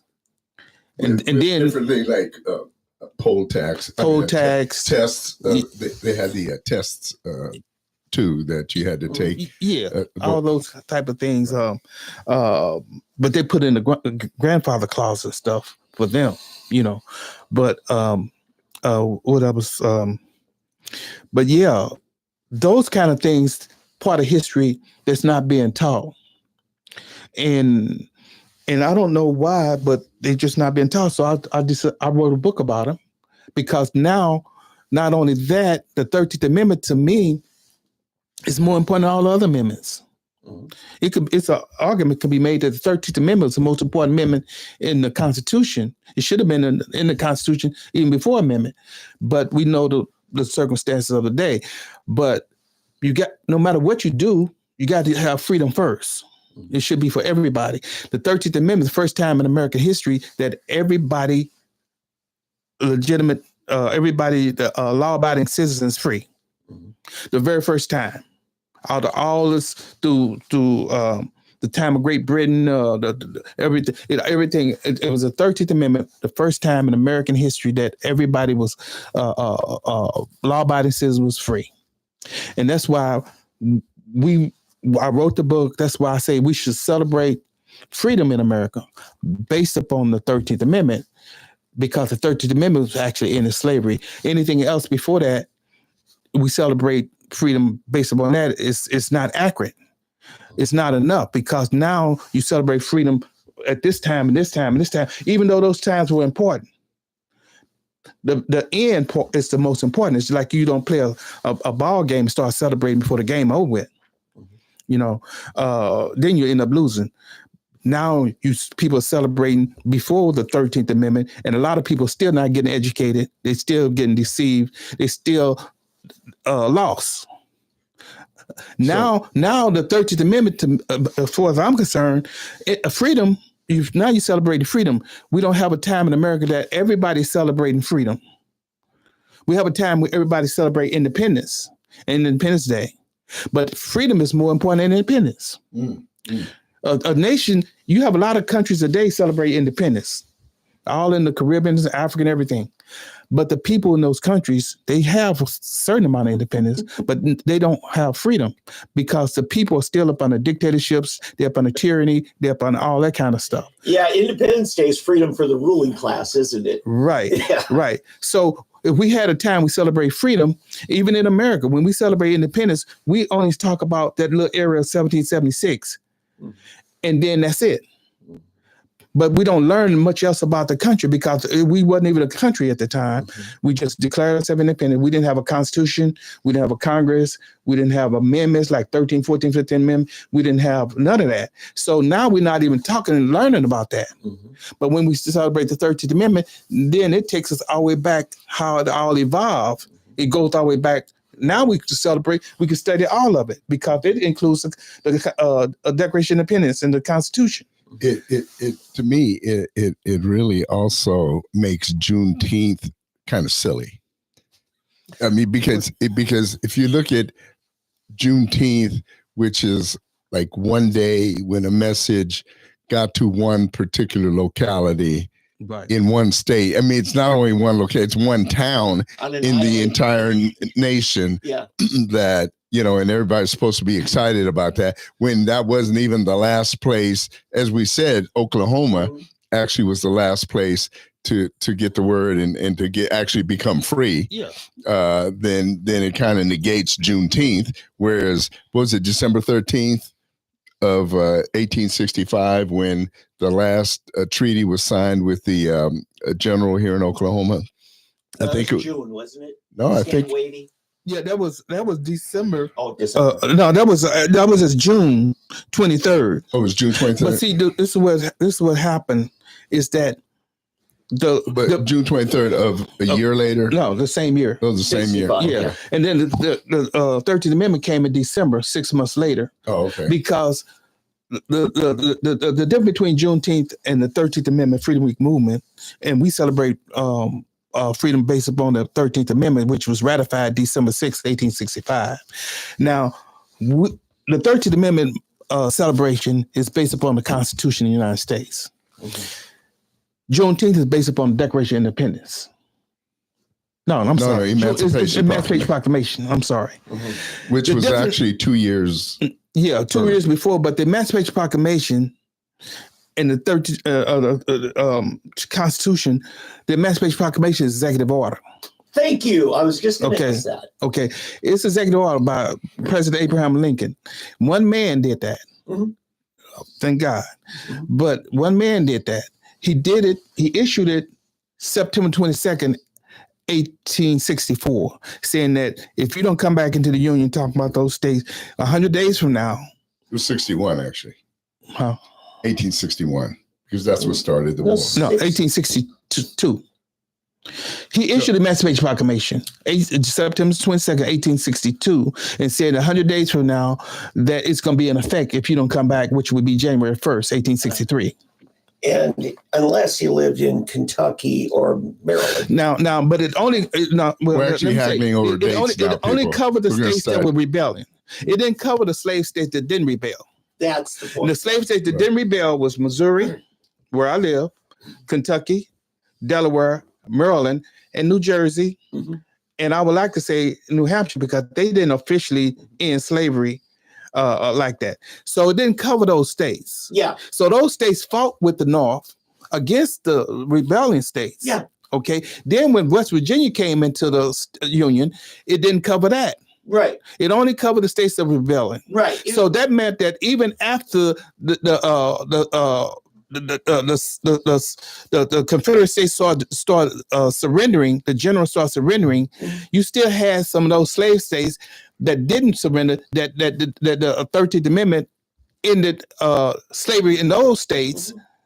So to say that Texas or Juneteenth is represent the end of slavery is not true. Yeah. Historically, no kind of way. It's really a Texas holiday. They've made it a national holiday. Exactly. Okay. Thank you, James Langford, right? But He was the one that pushed but we it. do need a national holiday to celebrate freedom, and it should be the 13th Amendment. I agree. The I think we 13th all agree. Amendment it's a constitution. You celebrating an executive order, Emancipation Proclamation, which was all of us connected, and all of us important. The Emancipation Proclamation was very important. Go ahead. There's only one problem that I see with the 13th Amendment being celebrated as a national holiday, or the 13th Amendment Freedom Week, and that is it's so close to Christmas. No. No, you're being practical. I am being practical. No, seriously. I would love nothing more than to see it celebrated. It's just like Hanukkah. I think Hanukkah should be celebrated. I think, and now, if we could figure out how to celebrate it without making it a week off, like everybody would want to do For government workers. For government workers, yeah. We're not gonna make it a week off work. No, it's one day. You just want to see it honored. Right. And Okay. it's part of the school year, even though it's at the end of the school year. But some of this, if some of the things that they could do, but the thing is educate. Yes. We got to educate. Freedom is so important that I mean, we can't ignore it. And like you say, maybe it would have been better if it was in another month, but it's right between Thanksgiving and Christmas. No, listen, I'm on your side. I would love to see it. Now, honestly, if we could make it an educational emphasis week, in other words, not making it, let's say, a work holiday or anything. So let's say you introduce it into schools, where schools take a week to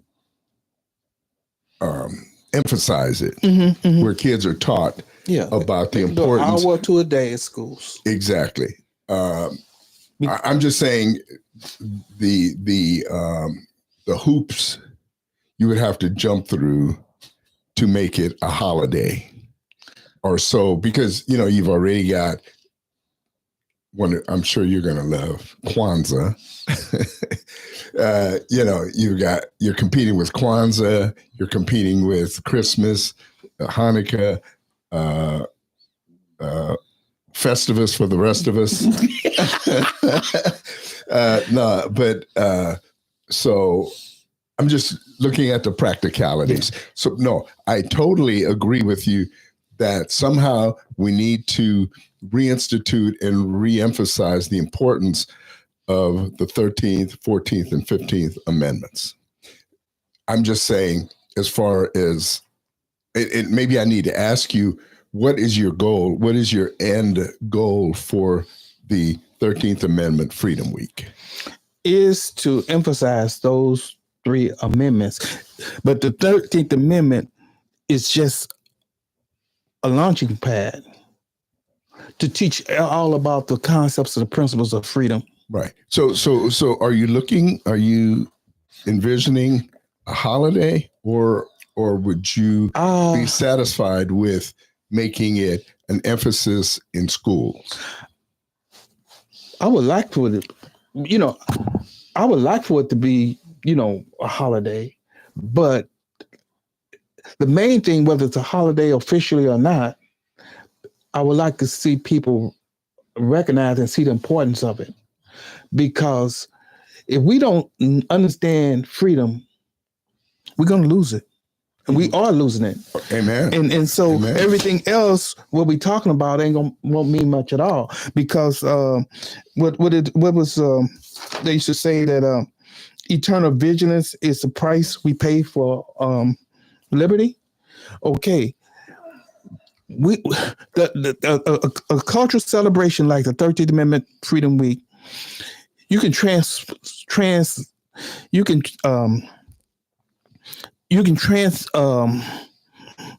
for all kind of information doing something like that. These in the schools, the people, a cultural celebration, you can learn in cultural events. It'll be a culture. You just won't be like some of these events they have. You know, I don't want to be putting down Juneteenth or somebody else, but it's just like just go and party and everything. You go home, you don't learn nothing. But the 13th Amendment, we always, like you saw, we have panel discussions. We teach, and you people will learn. They learn a lot more in that little event that they probably learn a lot of stuff they never learned before. You know, but we can constantly do that. But the freedom, we got to understand freedom, and that's why the freedom movement. We don't really get into politics so much, because anybody that loves freedom could be a part of this 13th Amendment Freedom Week movement, whether you're Republican, Democrat, Constitutionalist, Libertarian, or whatever. It don't matter if you really love freedom. And see, then we don't have to be arguing about, you know, once you start saying, well, this is a political movement, then you got division and arguments. It doesn't matter what religion you're in. It doesn't matter what race you're in. If you love freedom, this is for you. And then everything else will start working itself out little by little, because as people start understanding freedom more, then it start giving them more clarity, giving them understanding, and then you will see that it'll help to unite the population and the community rather than divide it. Because you know, and we say that what we want to do is teach people about the Constitution, because a lot of our problems today are because we're not following the Constitution. A lot of the problems today is that we're not following the Constitution. And but the 13th Amendment is part of the Constitution, 14th Amendment, 15th, because you can start teaching kids this. If they've been taught the Bill of Rights, they the first 10 amendments, right? Mm-hmm. Then you say, okay, this is the 13th, the 14th, and 15th Amendment. Now you know half the Bill of Rights, half the amendments, because it's 27, right? Then you know the one to 19, you know more than half the amendments to the Constitution. So kids say, well, I already know half the amendments to the Constitution because it's easy to put them together. Mm-hmm. But we have to have people that see the vision, to say that we want America to be strong. We want people to understand the Constitution, because if you don't understand the Constitution, like you're a religious person. Some people say that I'm religious, but they don't even study the Bible. You might say the Bible is the greatest book in the world, but if you don't know it and understand it, then you know, you just at a disadvantage. Let me go on that. You as a devout Islam, whether you, I mean, we all appreciate the prophet Isaiah, right? Mm-hmm. Isaiah talked about declaring the day of liberty. Jesus quoted him when he went to the temple and said, I'm here to proclaim liberty to the captives. Moses was about deliverance and liberty. Right. So I would say the great religions of the world have a vested interest and duty to the principle of liberty. Right. And so to leave them out of this is not to deliver the whole package. But it's in liberty. We're not leaving religion out. Yes. We're saying that it don't matter what religion you in. I'm just saying it's another venue to deliver. No, he's saying in the back, he's saying to leave liberty out of religion versus leaving religion out of liberty. That's what he's trying to say. Yeah, your faith supports the concept of value of liberty. And I tell people, even with Muslims, I say, look, so some Muslims have a problem with the accept part of the 13th Amendment. You know, where it say accept those who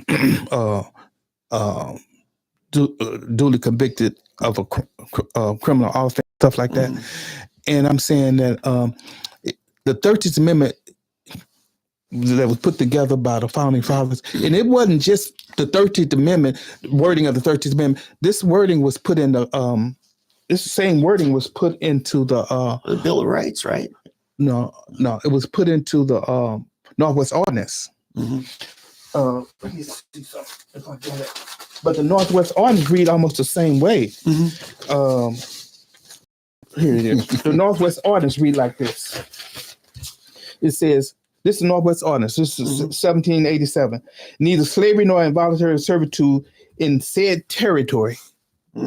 It don't say United States. It say said territory. Talking about otherwise than in the punishment of a crime whereof the party shall have been duly convicted. Yes, due process of law. Yeah, duly convicted. Now, a lot of blacks wants to, because we still have this victimization mentality, we want to condemn everything. So they still want to say, well, that's why black people in prison today. You know, and I'm saying no. If you're duly convicted, they say that you know, convict leasing. Back in the day, they used to just pick people up for petty stuff. You know, they create these petty laws, they pick them up and put them on farms, make them work, and they call it convict leasing. They would lease them out. They'd take the convicts and lease them out to government officials or private industry and make them work, and they pay off they little debt. Yeah. But they wasn't duly convicted. A lot of them was kangaroo courts. They didn't have a jury. Yeah. They didn't have a legal representation. They didn't have witnesses. They didn't have any of that stuff. So it wasn't duly. Right. I'm just saying the 7th Amendment in the Bill of Rights says the exact same thing. Right. It applies to everybody. Right. So it's one standard for everybody. Right. But that wording that's in the 13th Amendment, it goes all the way back to 1787. And then even Lincoln, he issued the Emancipation Proclamation to Washington, D.C. In the same year, he issued the one we're talking about. That was for April the 16th. That's where they freed all the slaves in Washington, D.C. And the same wording was there. It says that this was in D.C. It say neither slavery nor involuntary servitude, except for crimes whereof the party shall have been duly convicted, shall thereafter exist in said district. Yeah. So that wording has been around for before the Constitution. Sure. And now it's coming into the 13th Amendment. Right. And so it wasn't, it was something that's very important that we need to know. And we need to learn about and celebrate freedom, because if we don't celebrate freedom, all our other rights, religion and everything right now is attack on freedom of speech, saying that you're just going to cancel people out and make them lose their job and do this because they might say something that other people might not like. They might say, oh, he used the word homosexual. He's homophobic. He shouldn't say that. He's, cancel whatever. Culture. Yeah. So now let's take him off the air. Let's do this. Let's do that. Let's make him lose his job. So freedom of speech is being at risk right now. But, it's always things like I tell the Muslims, I say, look, every religion, if they had the 13th Amendment as part of the scripture, a lot of the slavery that exists in the world wouldn't have never been. Say, there's no slavery or involuntary servitude at all, except for punishment of crime, and duly convicted. Not just And so, if everybody was following that would have solved a lot of problems. And then there's the scripture in the Bible that a lot of people look over. It's what is it? Exodus 21:16. It said, anyone who kidnaps someone is to be put to death, whether the victim has been sold or is still in the kidnapper's possession. That was then King James verse said, and he that stealeth a man and selleth him, or if he be found in his hand, he shall surely be put to death. So slavery is like kidnapping. It's like, stealing. It's like, it's like putting to death. You know what I'm saying? Now that's forcible. If a person's a bond servant, a contract, I will serve you for so many. That's different. Yeah. But because see, I tell everybody that like we have to develop an economic system. I call it free market system. I don't even call it capitalist, but a free market system where now you have manufacturing, you have people that create jobs for people to work. Mhm. Before then, they didn't have all that, so they needed something done. They make people slaves and get the work done. Or apprentices. That was another. Yeah, they system. did. That evolved too. That's what I wanted to do. Get to your other books. Yeah. We're going to jump real quick Yeah, from. we should. Yeah. We've beaten this horse a bit, but listen, I really do. And we'll get to an address where you can get this book. I guess you can get it on Amazon too. Yeah, they on Amazon. Wherever Yeah. The 13th Amendment Freedom Week Manual is the name of the book. And seriously, you really need to get it. We've just scratched the surface of the information you will find in this book. It's unbelievable. Seriously, we haven't even scratched the surface on information history of the U.S., the Declaration of Independence, the Constitution, the amendments, all of this. It's the founding fathers. There's amazing stuff in that book. So you should get it. Seriously, it's like an encyclopedia. But Kariem, so you've written some other books. Now, your passion is economics, or as some people call it, economics. So tell us a little bit about some of your other books. Okay. Well, and I just came out with another book, but I don't have it with me. But this book here is called The Relationship Between Government, Economics, and Freedom. Okay. There is a relationship, and I breaks down the different forms of government, and I break down the different types of economic system.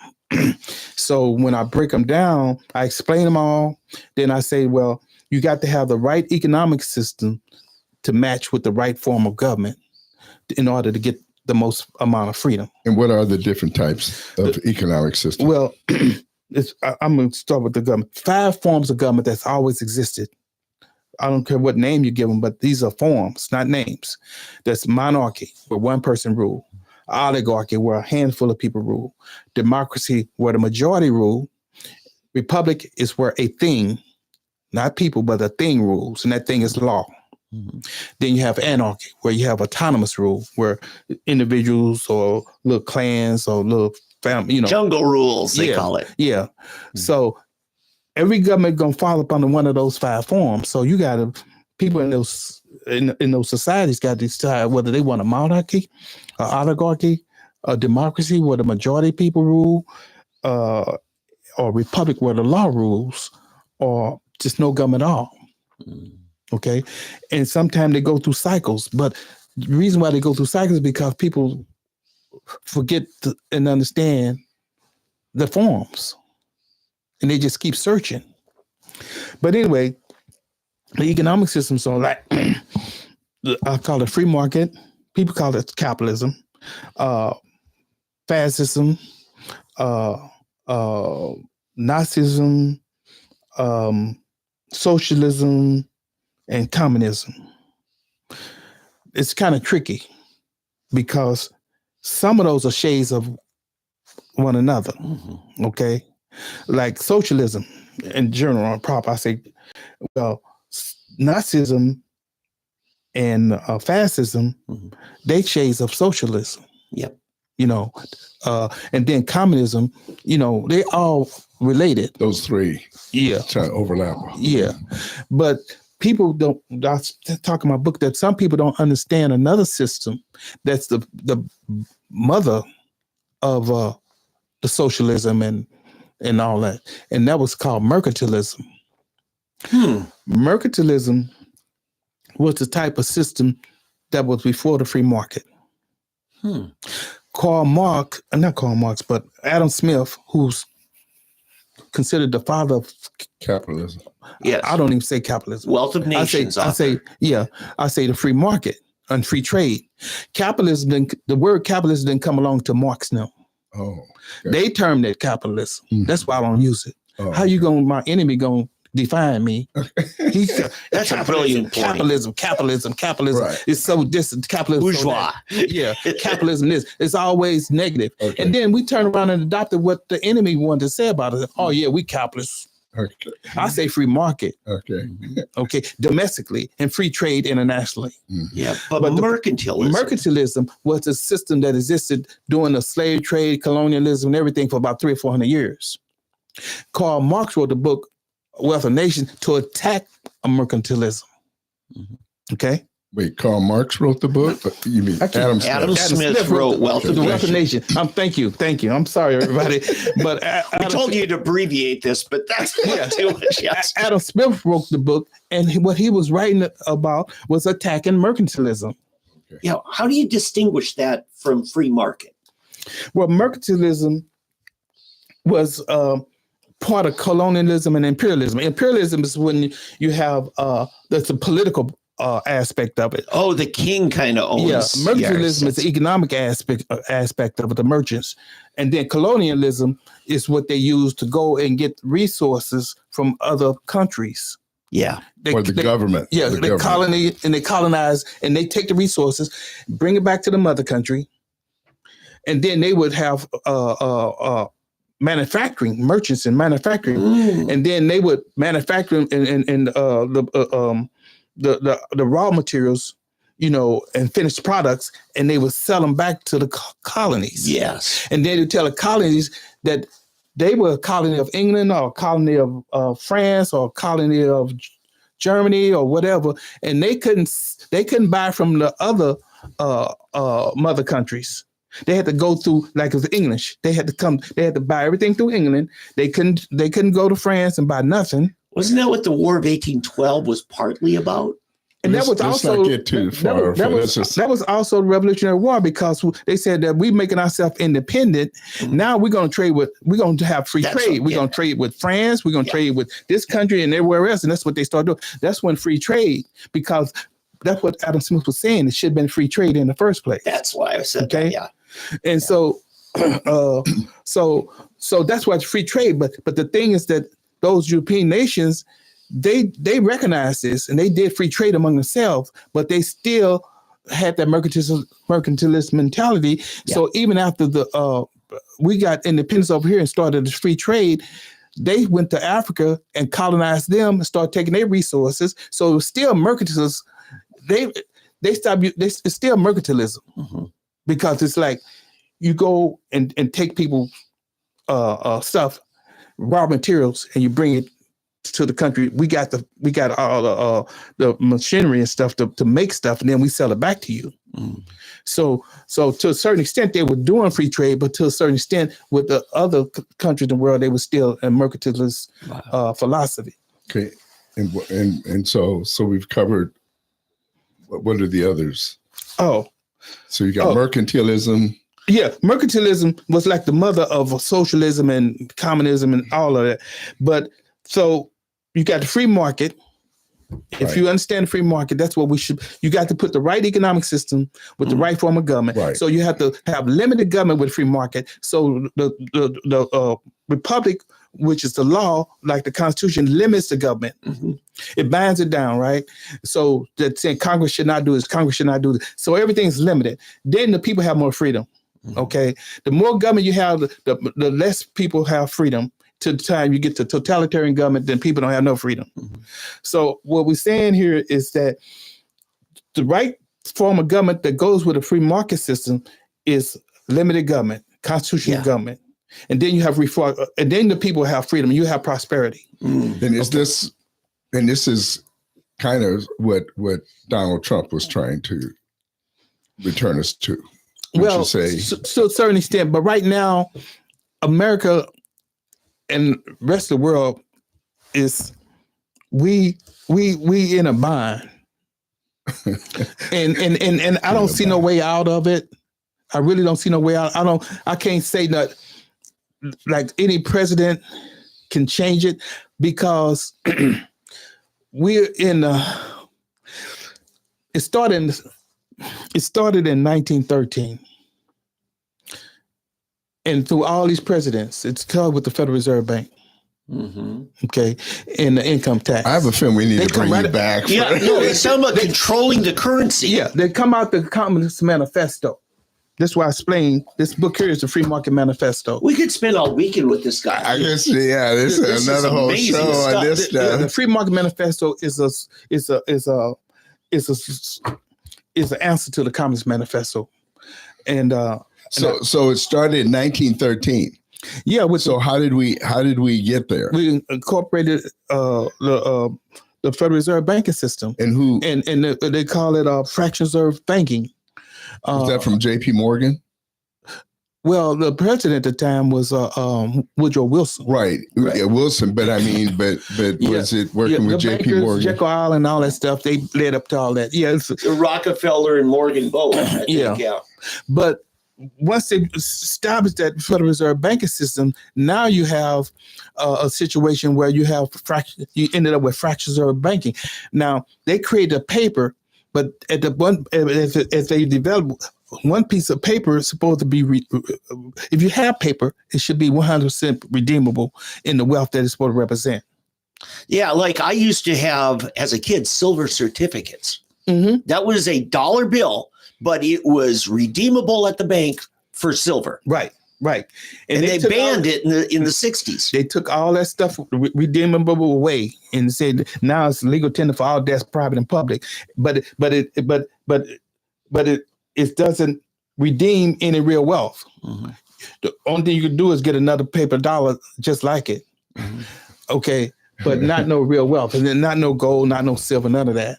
Mm-hmm. So now, what I'm just saying is that this has been going on for so long. That's why we're in $35 trillion worth of debt. Plus, we have unfunded debt. Mm-hmm. You know, debt that's we promised, like Social Security and Medicare and all that, Medicaid and all that stuff. This is in the future, that's going to have to be paid, but we don't have the real wealth for that. Yeah. And the way they did with the Federal Reserve Bank is that they said that the banking system, the Federal Reserve Bank, is the only one that can issue money, which is unconstitutional. Sure it is. So if they the only source that money issue, and they loan out a certain amount of money collectively, if you gave them back that money, they're going to say, good, but where is the interest that you promised to pay? And they're going to say, well, you're the only one to issue money. We don't have any more money face value that we could give you because we gave it back. The interest can never be paid out because what they'll do is say, well, we will restructure your loan and everything, mm-hmm. and include that interest yours, but and then now we're gonna give you the money to pay back the interest, but now you create another principal. Mm-hmm. And then when that time come back, you got to pay that. They're gonna say, okay, where's our interest? You say, well, you're the only one that issues the issue. You're the only source. You're the one source of money issue. And we can't create money. We go to jail. We might even lose our life. He said, well, we'll fix it. We'll just create you another loan and another principal, which is do new interest. So the interest can never be paid back. It only could keep growing bigger and bigger and bigger. The debtor's always slave to the borrower. Yeah. When you use fractional reserve banking, mm-hmm. and irredeemable currency. Could you say a little slower? Fraction reserve banking. Yeah, because it used to be a time if they were allowed to print the paper wasn't the real wealth. It was just a receipt. Yeah, it was like a head check. It's like if I wrote you a check, that's a promise to pay. You go to the bank, they'll pay you. If you go in here and it's a hat rack, you put your hat up there, they give you a hat. Like a coat check. Claim check. Claim check. Yeah. So the claim check is not the hat; it just represents the hat. Yeah. You could always get your hat by giving them the claim check, right? Mm-hmm. That's where the paper was. It was never the wealth. It was just a claim check on the wealth, mm-hmm.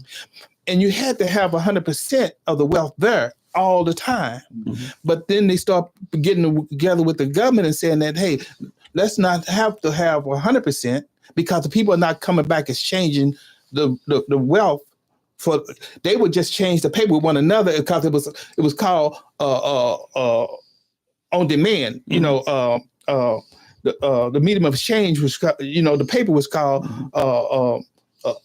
Legal tender. Legal tender on demand. So whoever had it could go get the wealth. So let me ask you this. People were just changing with each other.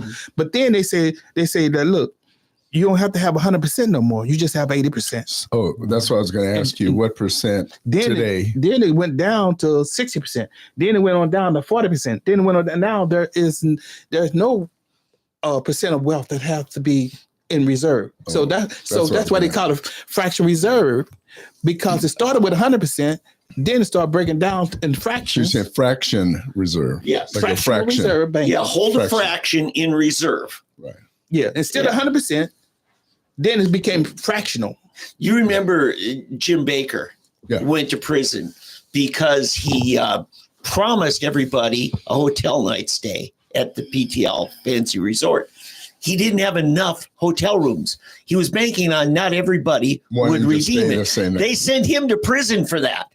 The phone company only has enough wiring for 20% of their customers to make a phone call at once. And that's supposed to be legal. Mm-hmm. But they charge us all for on demand anytime. Right. That's the same shell game. Right. It's a shell game, because what would happen when they knew that they didn't have to, I'd stay with 80%. The bankers knew that they only had to keep 80% of the reserve there, but they would still print out enough for 100%. They would take the extra paper that they would have, they would loan that out and charge interest on it. So that's how these banks are going under now. A lot of these banks, because people are making a run on the bank. It's a trick on it, but yeah, that's what's going on. So now when people start seeing extra paper out there in with less reserve, then they start creating inflation, because the more abundance of something you have, the value of it goes down, right? Yeah. So that now you got inflation. So people start saying, well, they start running on the bank, and some of the banks didn't have enough gold.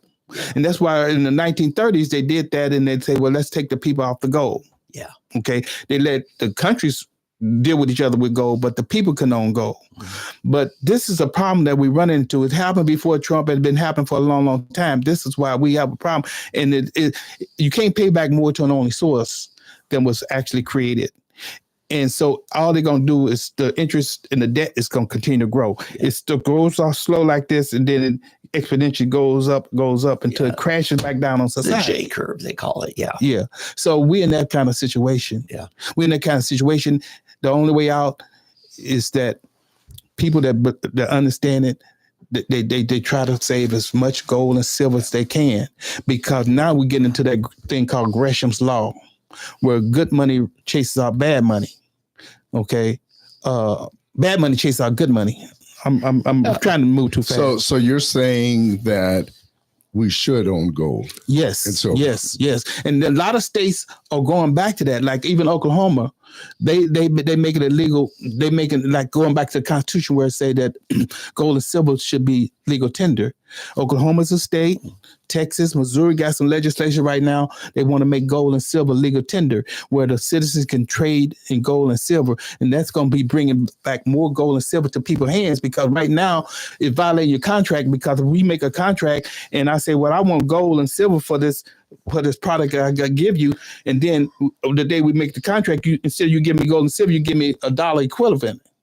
And I said, no, I want the gold.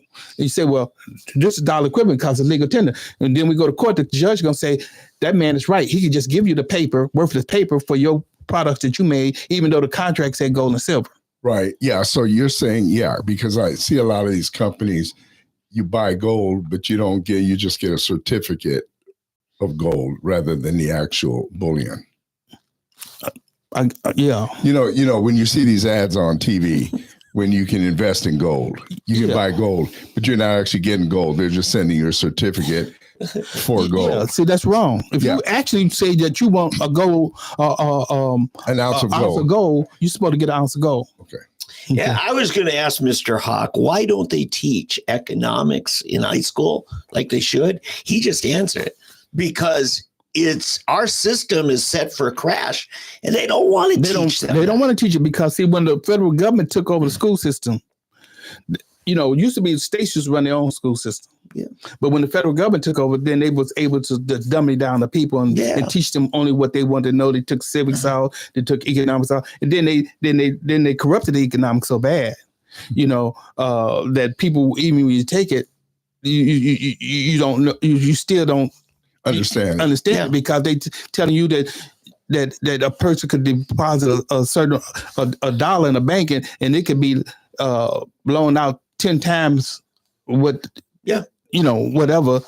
But it's all the most important life skills that a teenager can learn, he doesn't get high school credit for. Mm-hmm.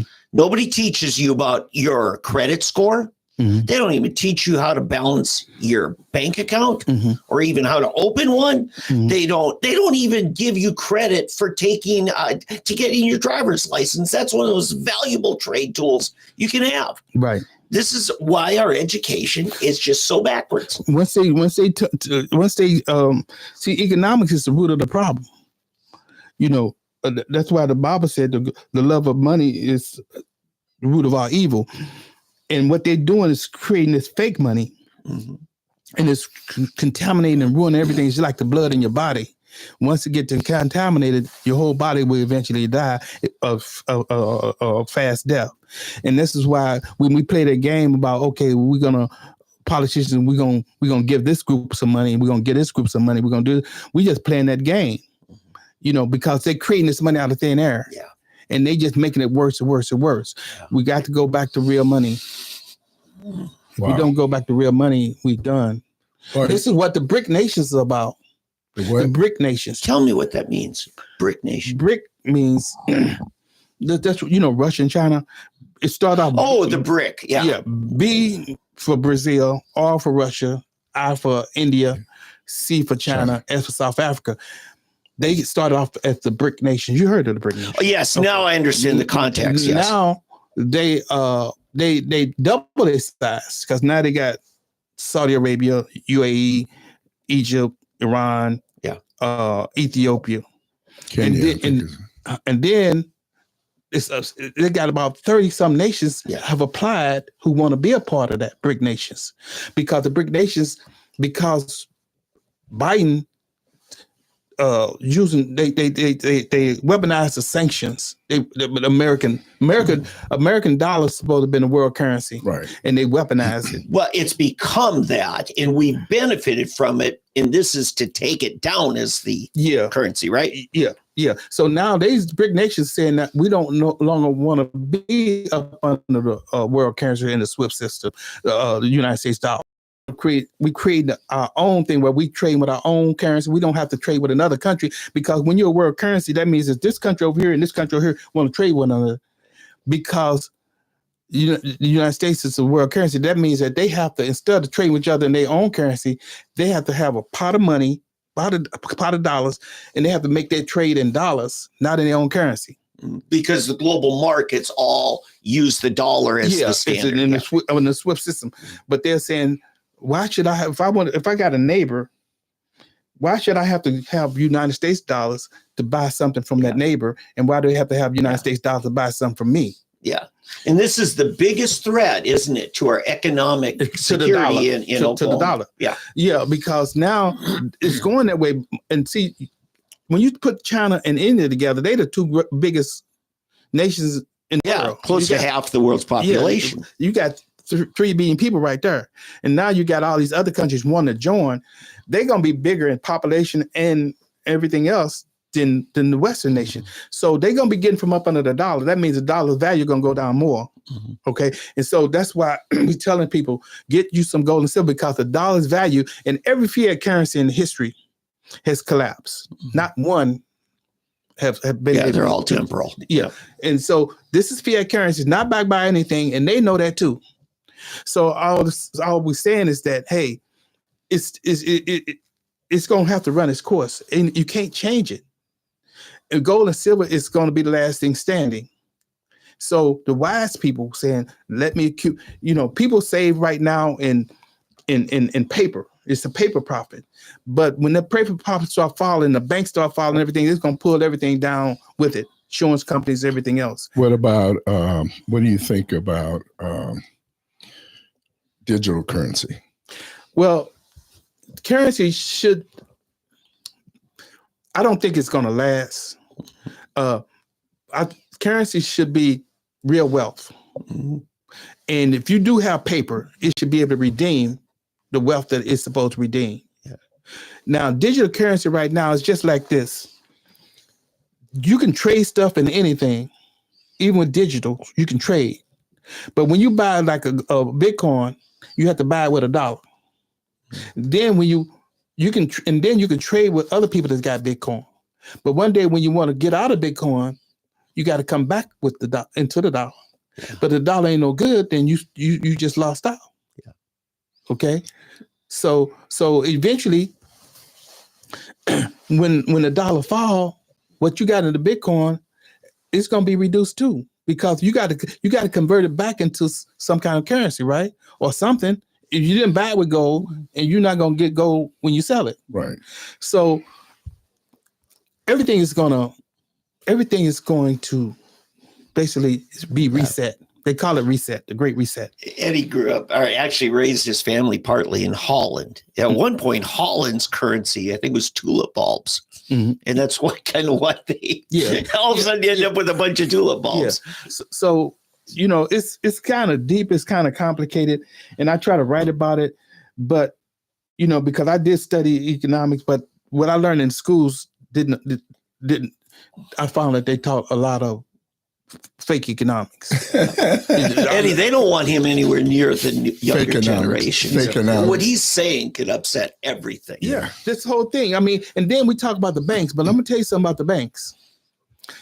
They're going to be crashing, but they're going to keep consolidating. But the bottom line, the banks still hold title to about 90 or 80% of the wealth.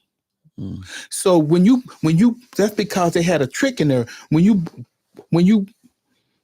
borrow, it comes in existence through borrowing. That's what the money comes into. You have to borrow it into existence. They call it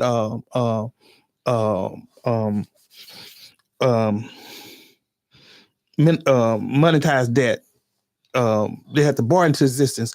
That's why when the government wants some money, they create a bond and they give it to the bank, and then the government has to pay interest.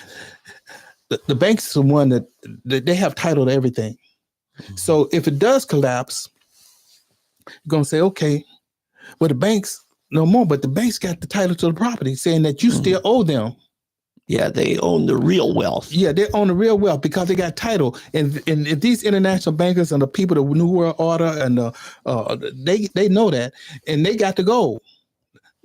So they're gonna be in control of everybody else that don't know. And so what we're gonna go all the way back, circle all the way back to a feudal type of system where you have one big landlords, everybody works as serfs, and if you want to survive, you gotta do what they say. Because they own the land now. They got the gold, they're gonna have their army, they're gonna pay their mercenaries to come and take control and keep control. And then they're going to get rid of people like me real quick because you know too much. Yeah. No, so in addition to everything else you're doing to prepare and protect your independence, growing a garden wouldn't be a bad idea. Yeah, you could grow a garden, you can do all that. And then they're going to say, but we still own the land that you growing that garden on. Mm-hmm. Wow. But, and then they dumbing down everybody in schools. Nobody understands what's going on. Yeah. And it's sad. It's scary. Well, my great-grandfather came here to the United States because in Belgium, he was told he's going to be a butcher just like his daddy was a butcher, but he never got land. And there was nobody who was going to give him or sell him land at any price there. And America was giving out land for cheap. Mm-hmm. Well, now, by the time he got here, there was no free land. Mm-hmm. But that's the principle I think previous generations had that we've lost. It's funny. The bankers come and they find a way to steal the people's land back. Well, see, that's interesting. Yeah, because the 2 acres and a mule and what was it, 20? 40.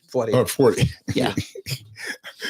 I feel like Austin Powers. No, it's called inflation. They've just lost half their value. $2 million. We all getting like Biden a little bit. Yeah.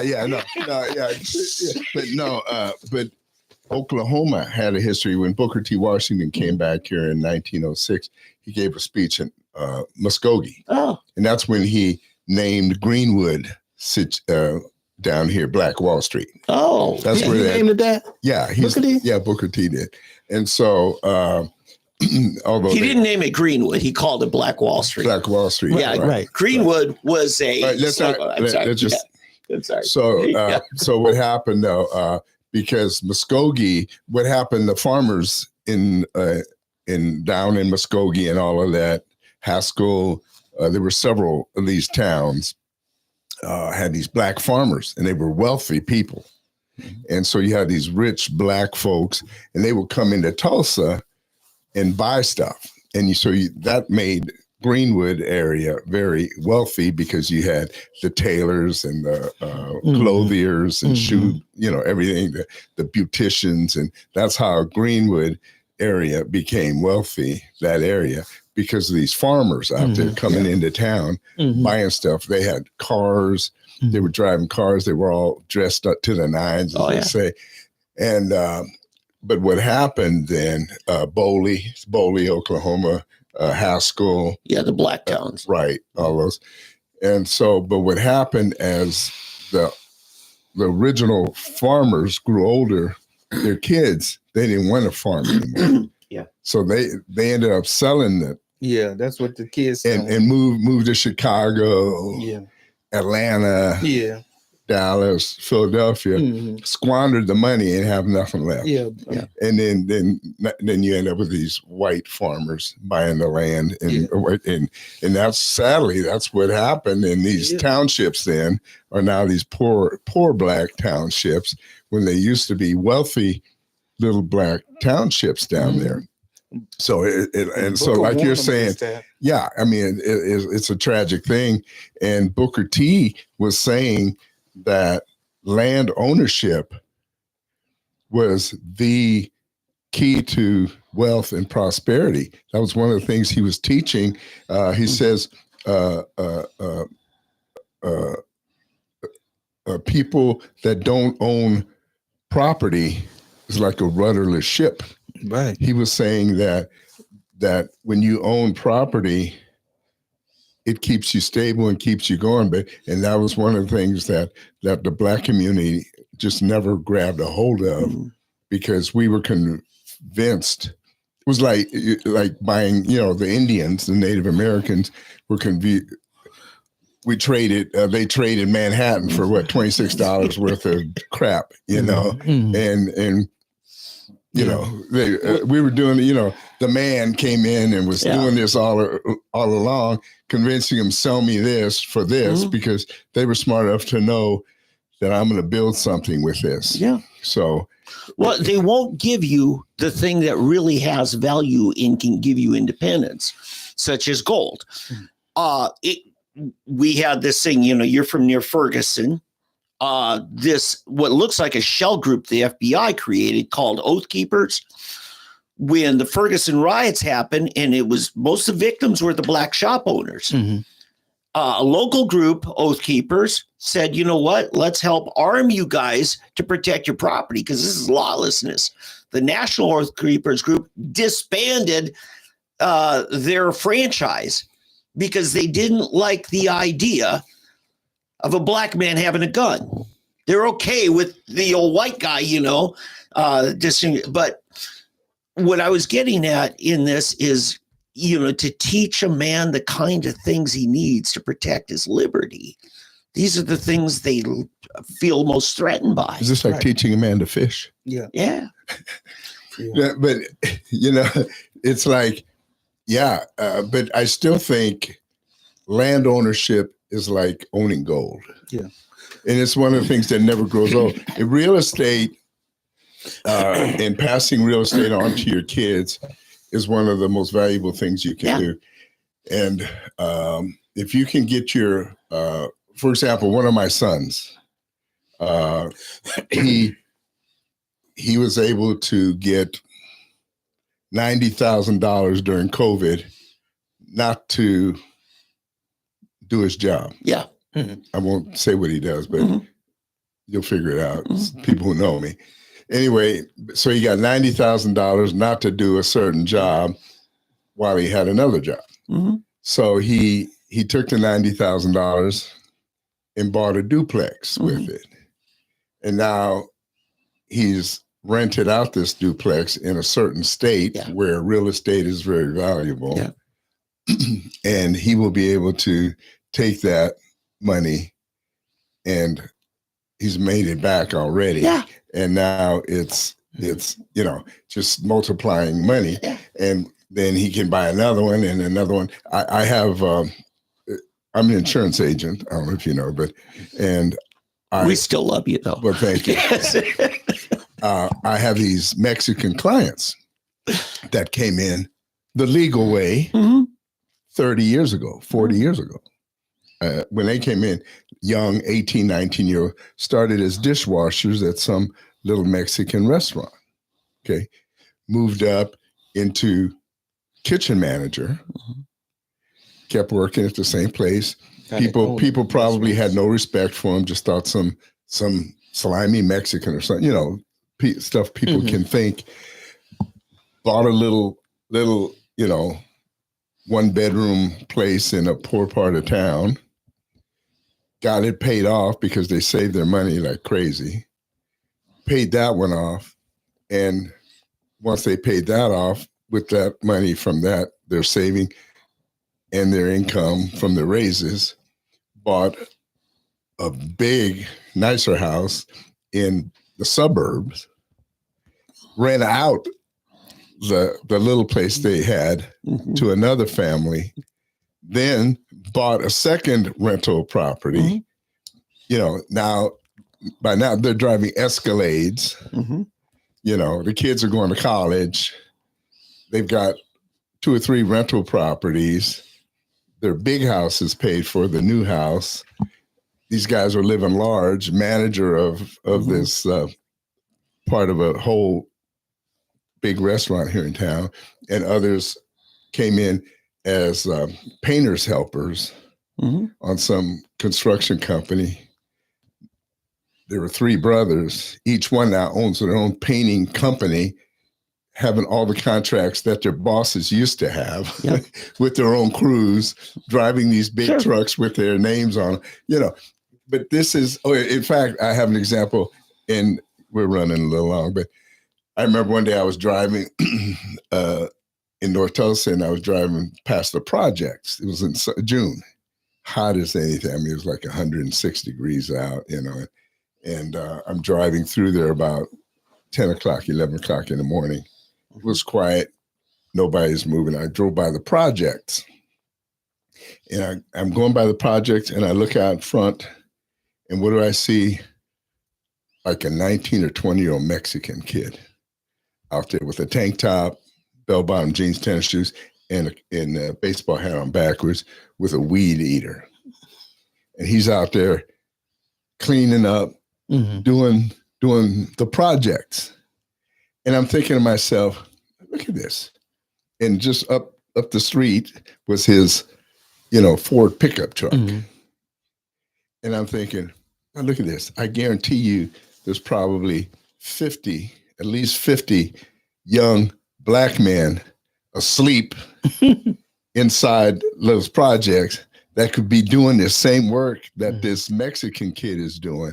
But here's a Mexican kid out here making money in this weather when somebody in there should be doing it, but they don't want to do it. Yeah. And I thought, this is the sad state of our country. I know. And our people. It's the most educational board game I know. It's a game of Monopoly. If you play that by the correct rules, there's no free parking kitty in the middle. But you play that right, you cannot win without owning property. Right. Cannot win. Yeah. So Kariem, to finish up, so you're essentially telling our people that we should own gold or silver. Of course. That's we should, definitely. Are you invested in gold and silver? Mm-hmm. Okay. Yeah, no, that's we don't want to say it too loud. right. Yeah, where do you keep it? No, but don't make put a target on your back. But really, the smart people that understand what's going on, they all are put buying gold and silver. Do you do any podcasting, or you have any kind of outlet, social media where? Well, I'm preparing to start doing some YouTube videos. I'm all set up, but I just haven't done it yet because I just finished the book. Another book? And I don't even have it yet. The post office messed up because I was supposed to have my book, that last book. You mean your former employer? Yeah, they trashing his boss now. They had me waiting, saying, okay, it's gonna be delivered by 8 o'clock today, 8 o'clock. I'm waiting. Then I went to them, they said that, oh, we accidentally sent it down to Arnold, Missouri.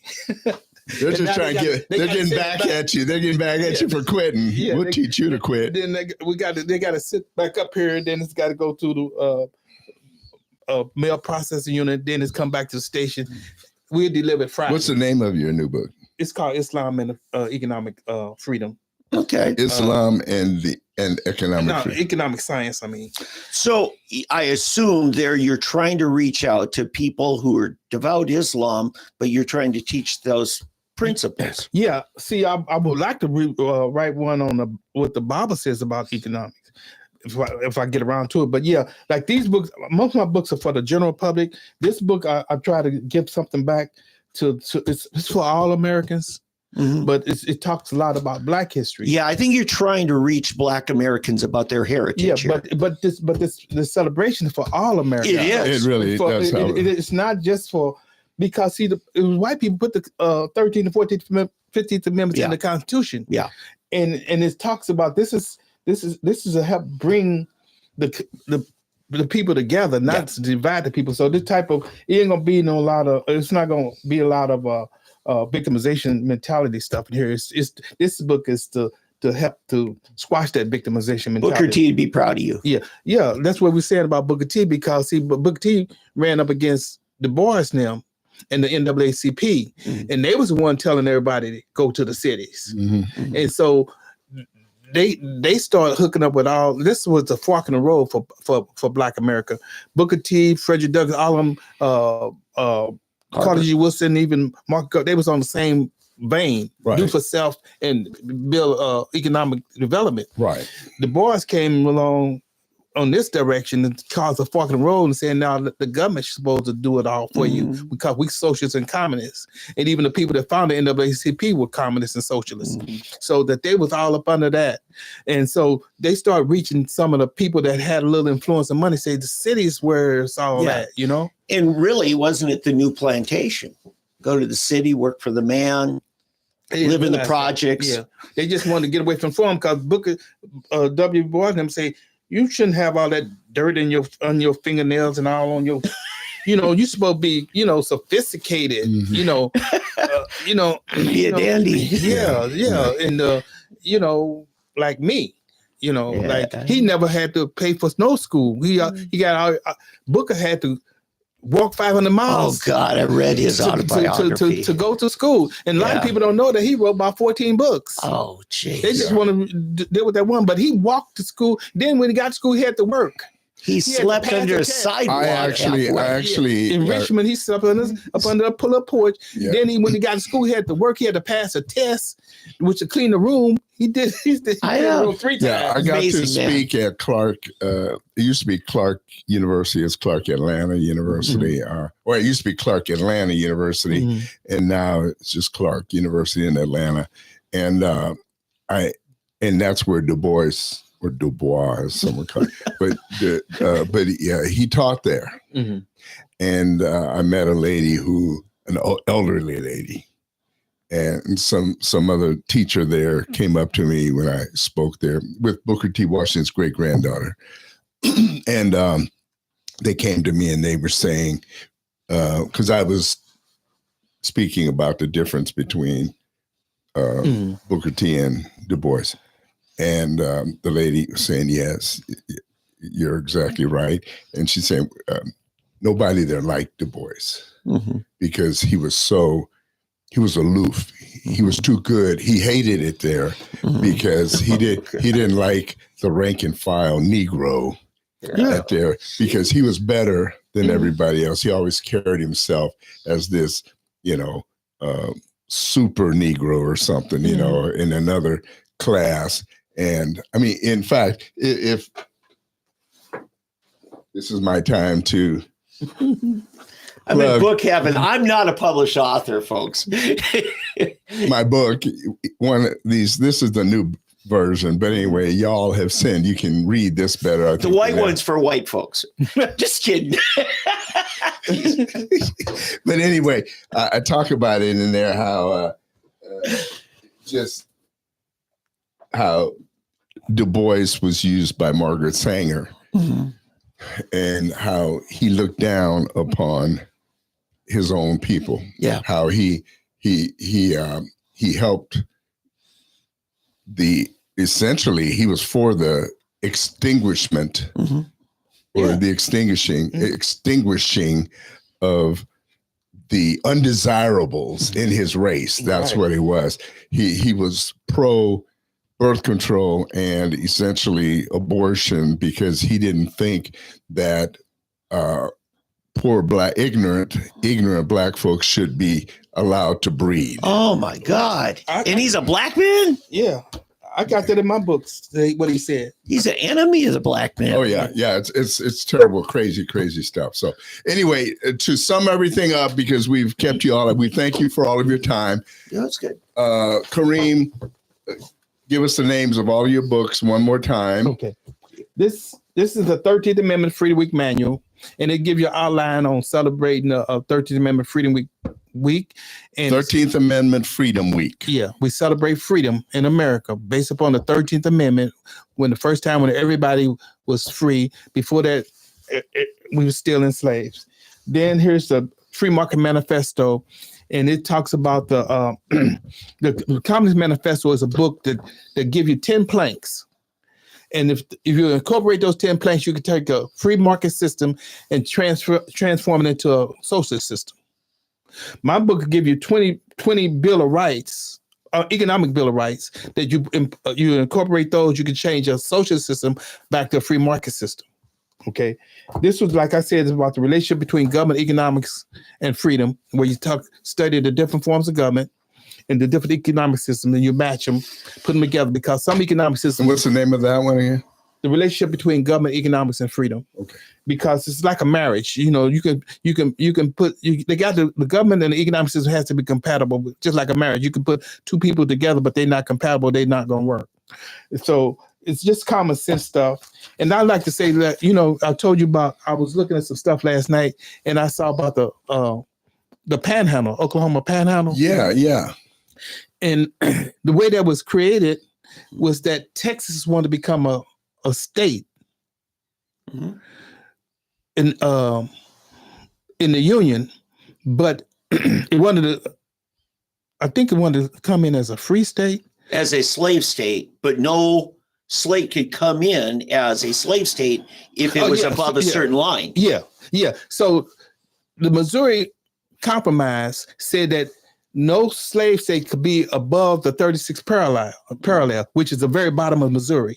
So when you take that Missouri and you go all the way across, what Texas had more land in it, and it went beyond that 36th parallel. Yeah. So in order to become into the Union, then they had to cut it off. So right at the top, right at the bottom where the Panhandle is, and that's the top of Texas, and it's the same. It's either equal or less than the 36th parallel, which is if you take that line and go all the way across, you'd be right at the bottom of Missouri. So then for 35 years, it didn't really belong to nobody, because Kansas was trying to take it. It was called a no man's land. Yeah, that's right. Okay, but then I think in 1890 it was given to Oklahoma. That strip, that was taken from that panel, which was taken from the top of Texas, and so that's I was just curious about that panhandle, because Kansas was going to get it, but I think whoever was in charge did not sign the paperwork. If they would have signed the paperwork, it would belong to Kansas. Wow. Yeah, it would have been difficult because you'd almost have a four corners. It wasn't by land attached to them, because it was part of what was called Oklahoma Territory, because a year before we just got our land run in western Oklahoma. But the other thing I want to say, I found a YouTube account called Kariem Haqq. You've got 3 videos, all from December. I think it was your 13th Amendment get together. Was that what it was about when Eddie came up to your conference? Yeah, we videoed that too. Okay, so folks, you want to hear more about this, and there's so much more here. It is Kariem Haqq at YouTube. That's KARIEM HAQQ. Okay, I want people to be able to reach out, subscribe to you, and stay in touch. And you're promising us more YouTube videos. Yeah, that's what we're gonna be starting to do, YouTube videos. Okay. And and my books are all on Amazon. They just go to Amazon and get my books. And my telephone number is 314-537-4169, or you can come through you all through Eddie. Right. If anybody wanted to get in contact with me any kind of way. But we do want to expand this freedom movement. Yes. And spread all over the country, because we can do a lot of education while we celebrate. And because, you know, it's for everybody. It's not just a black thing or whatever, but it's for all Americans. Yeah. And so we expect for all Americans who are conservative and who understand the Constitution, wants the Constitution, believe in the Constitution, help us in the Black community to learn about this.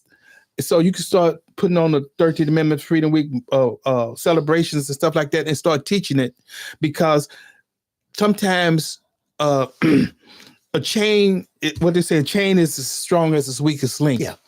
And so if we don't help to educate the whole America, don't just leave us out there on a ship just floating around being influenced by everybody, but come and teach the real history. Yes. Because if the weakest link don't have together, that weak link can help to pull down the whole ship. Yeah. So we have to really reach out to all Americans, and because if not, they're gonna be putting in all this critical race theory, all this negative information, and all this designed to teach hate and divide the country. So it's all our responsibility. That's why, you know, we should get involved with the 13th Amendment. Whatever religion you are, it's not against anybody's religion, not against anybody's politics, not against any race or anything. This is the best. This freedom movement is the best thing right now going on in America. All right then. So appreciative of this day. Yes. Hey, everybody, thank you very much for being with us, and we will talk to you again next week. God bless. See ya.